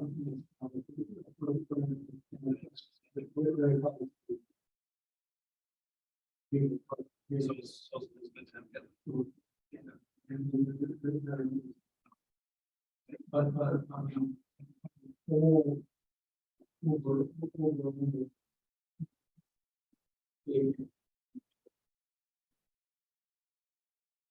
It was sort of that, I would both sides. Correct, yeah. In all fairness, it's 6%, much higher than anybody would have anticipated. The over year, I would say yes, since 2014 or 2015, when Canada was averaging less than 1% to the high was 2.74%. So certainly, well outside the norm of. And I would say that the folks that are funding the increases that we're talking about, those are the ones that put us up here and that we represent. When we're sitting up here, I would wonder how many of them are getting 6% wage increases this year as well. So before I go and give myself one, which I certainly will not take, I'm not gonna charge them with paying for it. So I'm hopeful that there's going to be some more discussion. First of all, if there's no more discussion, then I'm lost on this one. But I'm hopeful that we can consider some creative options to get to something that ratepayers will consider fair, that our staff will consider fair, and that our unionized employees would expect, because we've made an attempt to include them in an inflationary pressure here as well. So, but it occurred well in a discussion around me. So we as well, but I mean, I don't want to say it like you said, 6% is a big increase. And unless we know for a fact that we're underpaying versus same tasks in other areas, I don't think we should either, to be honest. But I don't know that case. I don't think we're not going to get that in terms of what budgets. Right, with everybody else. So, I like your idea of so if I can, and just a comment is now the time to try to equalize with our neighbors around us through a budget, or like through an inflation increase, or is that time a grid review where we look at job descriptions? We look at what our grids actually pay, what our services pay. Is that that's what I was trying to, I think that's what it's. I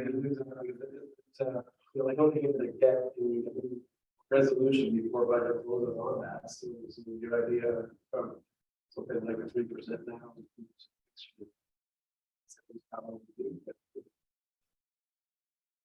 That's one.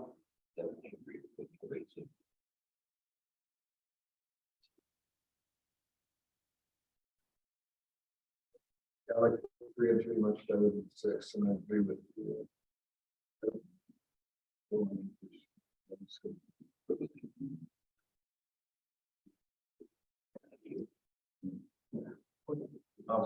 When you're saying 3 and 3, excuse me, through the chair, when you're saying 3 and 3,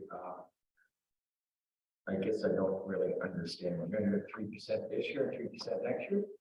That would be my suggestion. Yeah, you're going to do cost of living at a minimum again next So year. why not just change the bylaw to 3% instead of 6%, which we can. The bylaw is not set. The bylaw says that it's per council approval. Right. So that means that Council approval. Council can change that to 6%. to 3 and 3 Or just to 3 or 2, whatever. The board. I don't think we need to touch the bylaw. Well, we just need to set what the percentage increase is going to be. I'm happy with 3, period, not 3 and 3 until we see what 2024 3 gets us done. Yeah, I'm more than happy with 3, but not 3 and 3. Not 3 this year, not 3 next. So three discussed Three this year, three 3 discussed discussed next. Yeah. And I'll go along with the 3 and 3 and get, move on, but 3 for sure this year. Okay, you had your hand up, sorry. The 6%, that's the cost of living, is that what you're saying? So it's actually was in November, they take a, and then you can correct me, CEO, if I'm wrong on this, but I believe they take a one time during the year sampling. I believe it was in November. No, it's an average, So it's an average of what happened. so November over November. So the sampling is November month. November to November. Right, so he used January versus January, last year to this year, it's 5.9 as of today. Well, I agree with you. Definitely there, the 3%, but I don't think the union should be out there, because we can vote to only 1%. 1.75. So it's a lot in the face. Through the chair. Yes, it is. That's my opinion. I was a union employee and they deserve as much money as anybody else to make a living. So back to staff. Do we know if that's something that our folks would, if there was, before I take this discussion any further, I did open the can of worms, my apologies, but is that something that they would entertain? Would be, I'm not sure how that works. I mean, we have a good negotiated contract in good faith.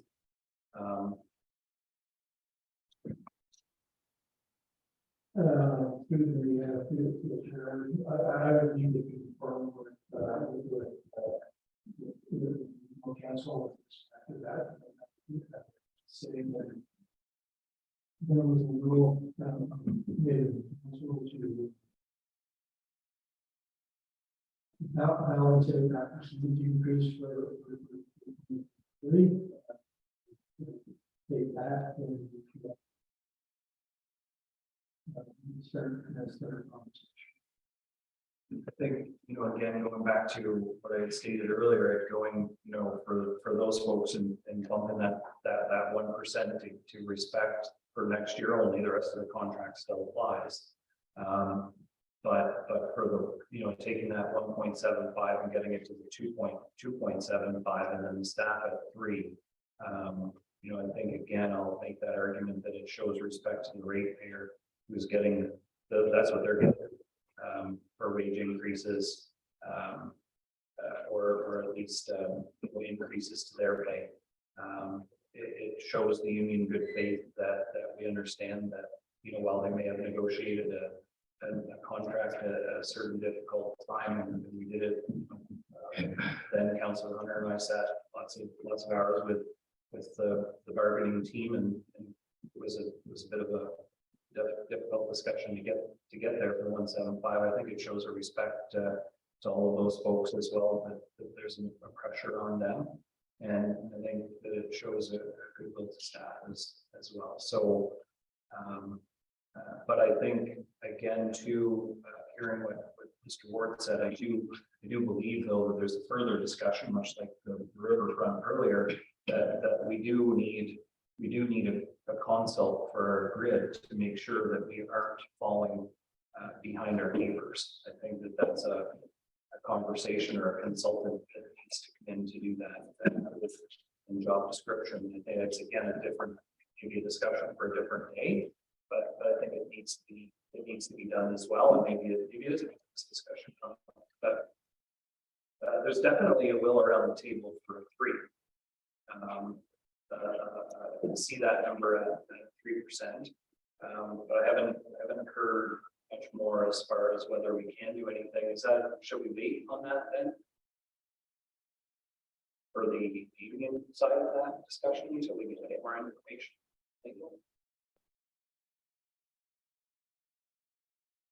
I don't want to ask for more members, their input on it, to get full direction. We can't do. So at this point, we don't have direction from members. There are enough that have commented, so I don't have direction to do it. So depending upon what it says. I would say to the chair, that generally generally speaking, if you're talking about memorandum of understanding that outlines specifically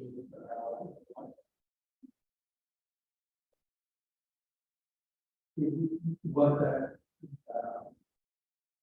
we'll say adjustment to the percentage for a particular year, it's just basically that's the confine with respect to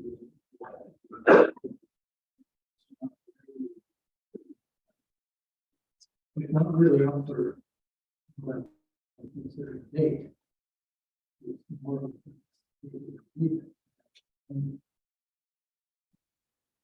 We know, but we know that it's avoiding the other 2 years of our contract, it doesn't change. well, you would, The rest of our contract the other thing, and understand amending this year. the 2023 percent increase from X to Y.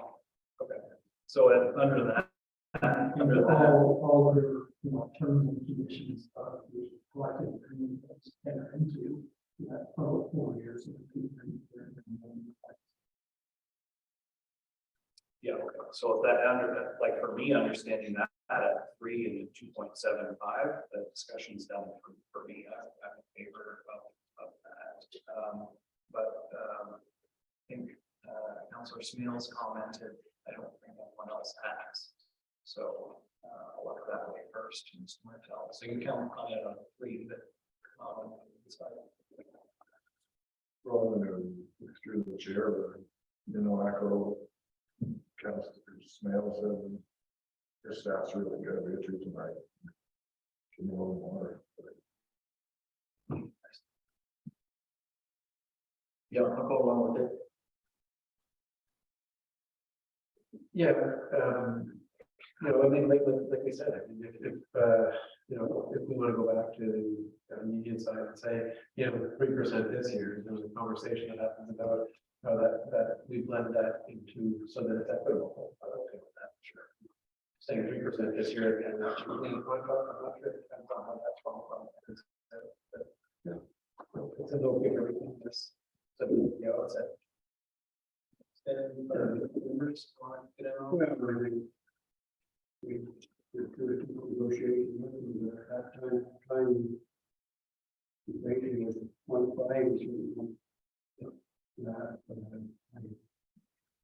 Councilor Smail. We were saying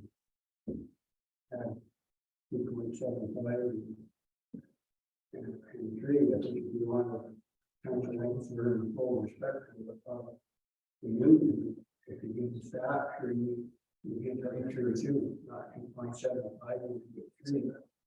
There is safe as far as doing the memorandum of understanding. I did a couple of them before, we decided to change the good. You're not going to have a new turn down, getting more. Yeah. Well, I'm just worried more that it opens up the last 2 years and it makes it a good discussion. So 3 and 3, I can live with 3 and 3 as well. That's it better. So, Karen, yeah, it's sorry. No, I think 6% is kind of out there. That's really common. But I think if you're going to do 3 for the staff, you can do it for the union as well. Absolutely.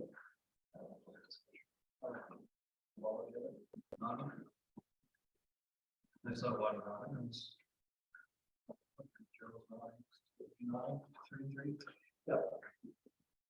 I'm done, but I would like to see sort of the before and after, because the 3%, we may not have changed that much off the dollar value, but it's average that, right? So I see that, I think that was my point. Yeah. And so we see that, or that, what that impact will be. When I originally did this, I had 3% in, and then instead of 11.09, it's 8.9. What it unfortunately is, again, I kind of learned what the cost of the other, and if we're making about the cost of owners, and if we're making about the cost of benefits, it's all in there. So if we're dealing just with the salary, you can usually accomplish anything. And then, so So then. the fire department is 3% all on its own. Right.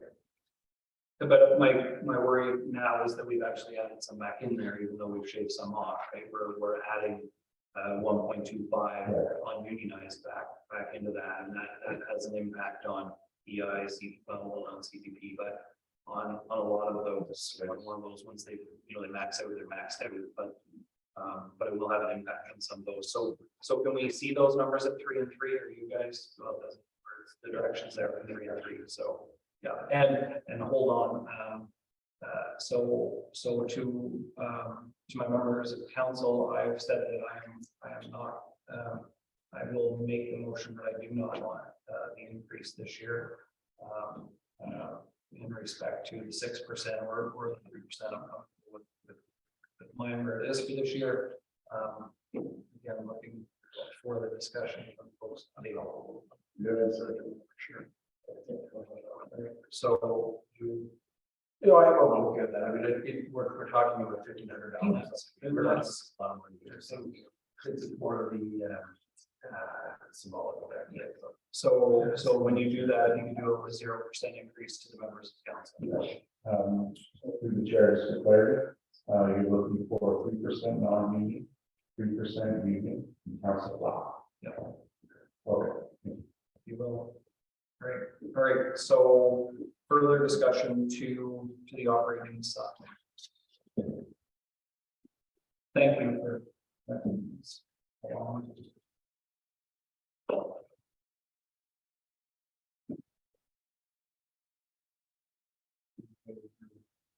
Yeah, why don't you guys? Oh, okay, insurance. I just did the calculation, 14% increase in 2022, 23% increase in 2023. Are we bad insured people, or what's this going on? You know, like, and that's why that before playing for with the health insurance was all. This would include that, right? It doesn't do that, right? Yeah, through the chair, this does include the funds. Oh, it includes the premium service. But we would go into the premium calculation because of these happen during the renewal time. So it's reflected.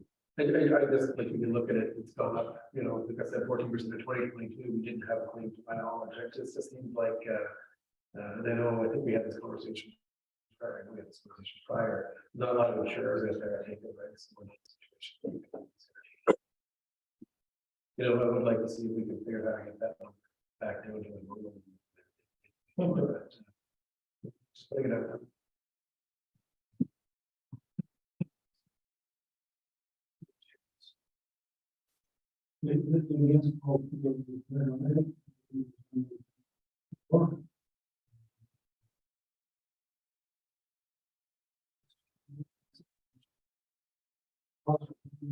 Over the last 10 years, it's been actually very good.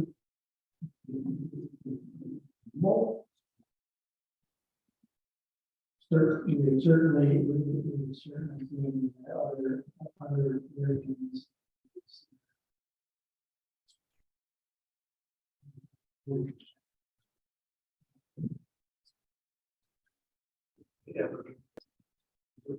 Yeah, I mean, it's just a one, that represents a 1% increase in our taxes, right? But we're up $60,000, that's all it was. Yeah. Just for clarity, this is a really small number. But on page 38 of 55 in my notes, under ECDEV, so economic development, line 92, 53, 91, which is job site challenge costs. Job site challenge is over, but there's still 10,000 in this year's budget. Do we have outstanding legal costs? Do we have outstanding costs that are associated with job site challenge? I mean, or are we continuing to call the land bank purchase job site challenge? And is that where that 10,000 is headed? The chair, from my understanding, it's just a further costs related to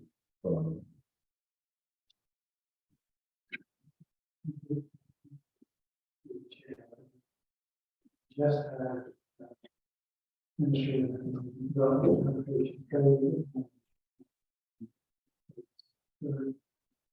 And for some continuing to that. Gates Johnson. Challenge really is just more challenge. So is it maybe time then to, to get that into strategy programs or, change that line? I just, It may very it was just a small, that was one of the ones in my notes that in my notes on my iPad that I had. So, and that's all that I have at this point. So. Looking, I think we beat this up pretty good. Let's see. So we've went over this really well, and I think we've been through it. We've given a fair amount of direction. Is there further discussion on the operation? Does anyone have any further questions or concerns before we let staff bring us back to the next iteration of our budget? That was much that question. Chair, truck six. So I guess that was probably the next one to be repaired. As it looks like. So it's constant, right? So. Well, it's Tyler. For a T5 was 37,000. It's repaired. Oh yeah. But the truck six was 22,000.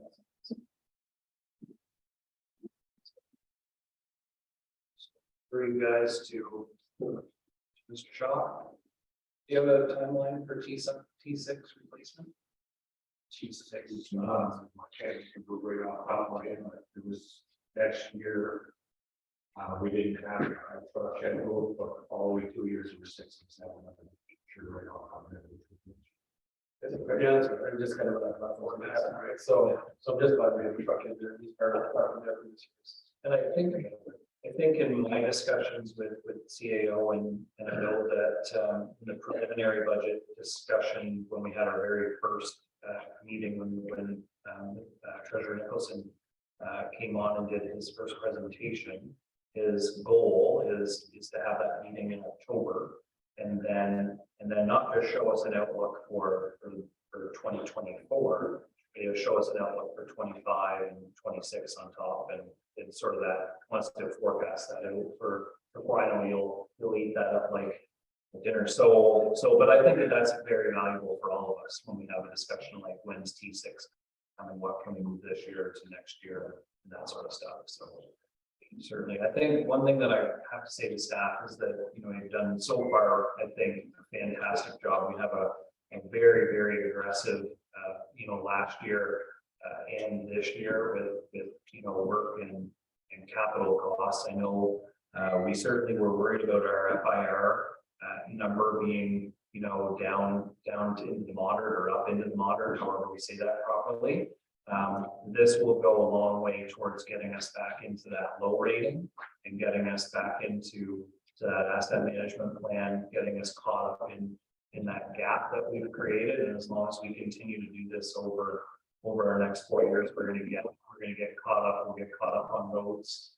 We'll have money to get caught up on roads, and we'll be in really good shape to do it. So I think somewhere in there was a compliment to staff to the hard work that they have put in, and I know it may not feel like that after a budget meeting there.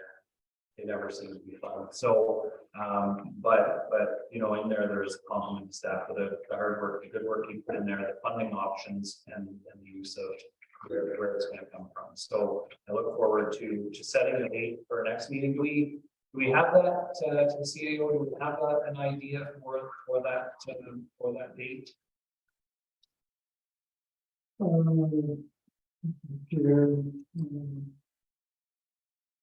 I would say that we should be looking the week of March 6th.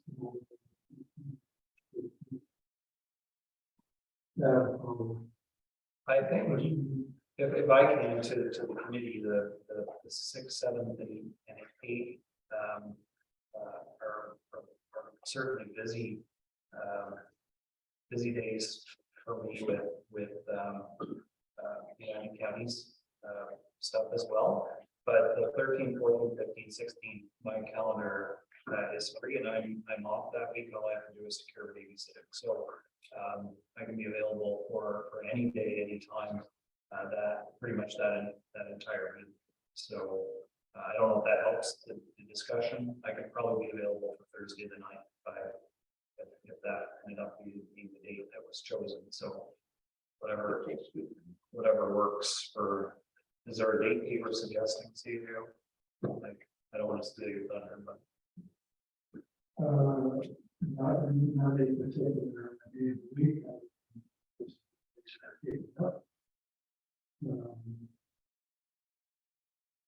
like, is it preference to have it earlier to get it done on the 9th? I have a pretty good feeling. I think the week of March. I haven't meeting then, we can have most of the items up. And still, it will be one more meeting with that before council on in March. That gives enough, so that would leave us basically the 23rd.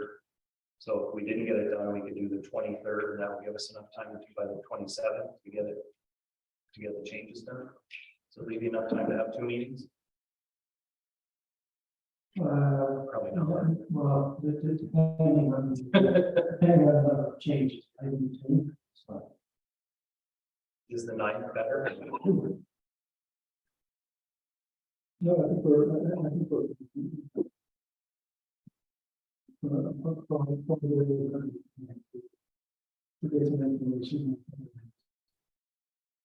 So what date then on the 13th did you suggest? Sorry. Is there a date that worked? Nobody wants green beer day, so I don't remember Friday. Is there any chance it just rolls into the regular meeting on the 13th? I mean, we are close, I think, right? I think we're close. We don't need to review the whole thing again, just the changes. Let's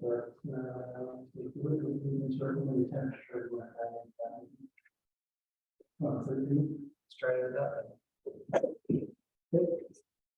We're doing on Monday the 13th, is that right? Yes. 6 o'clock, sir. Well, Which one for that? well, I think if we're going to try this out on the meeting in budget, I think it would be preferable to start at 6. Yeah, but I'm fine with 6 as long as we give enough notice and possibly a cover later. Yeah, a reminder. We will provide an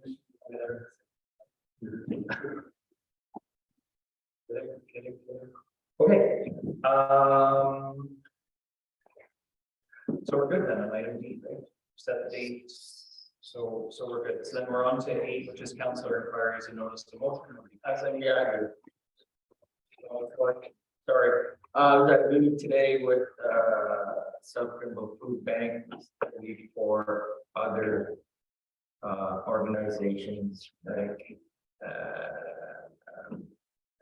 different groups there. About 34 volunteering their time and what they have to offer from United Way. With one's food bank themselves and so on. So as well attended by us and Dusty Township and kind of reconnect. Mostly I connected with a lot of stuff that I didn't realize that they had going on, other organizations. And I'm gonna get a full report. It might be sent to Dave, I'm not sure, but when I do, I'll send it to Dave and we can bring it up as a discussion item. Good, thanks. Oh, we got hands going like crazy down there. Maybe Councillor Smith, sorry. Anyway, Dave's the week ago Friday, when he was at the Prescott for the firemen's. It was anyway, what I wanted to say was that my expectations to obtain introductory information related to the provision of the fire protection services. I mean, they were met and well beyond, and I was impressed and appreciate what responsibility our fire chief Brian Moore has, and the man is an eye opener. I found it educational, interesting, and the average citizen just doesn't know what's going on. And I even have a certificate to prove it. But anyway, I just want to say, thank you. All right, two quick notes and motions I have passed on the CAO, the future agenda discussions. One, we can look at the office canal walls and garden. And the second, that we get on an agenda fairly soon, that, you know, future special line. You have it? Say no. Mayor's report, very simple. At committee today, we did pass, like I stated earlier, not passed a committee of the voting council on Thursday, 5.89 important notes. Question period. There was no one online. There's no one present to ask questions. No closed session. Number 12 is adjournment. I need a motion. Motion to adjourn by Councillor Mail, seconded by Councillor Ward. All in favor? You're adjourned.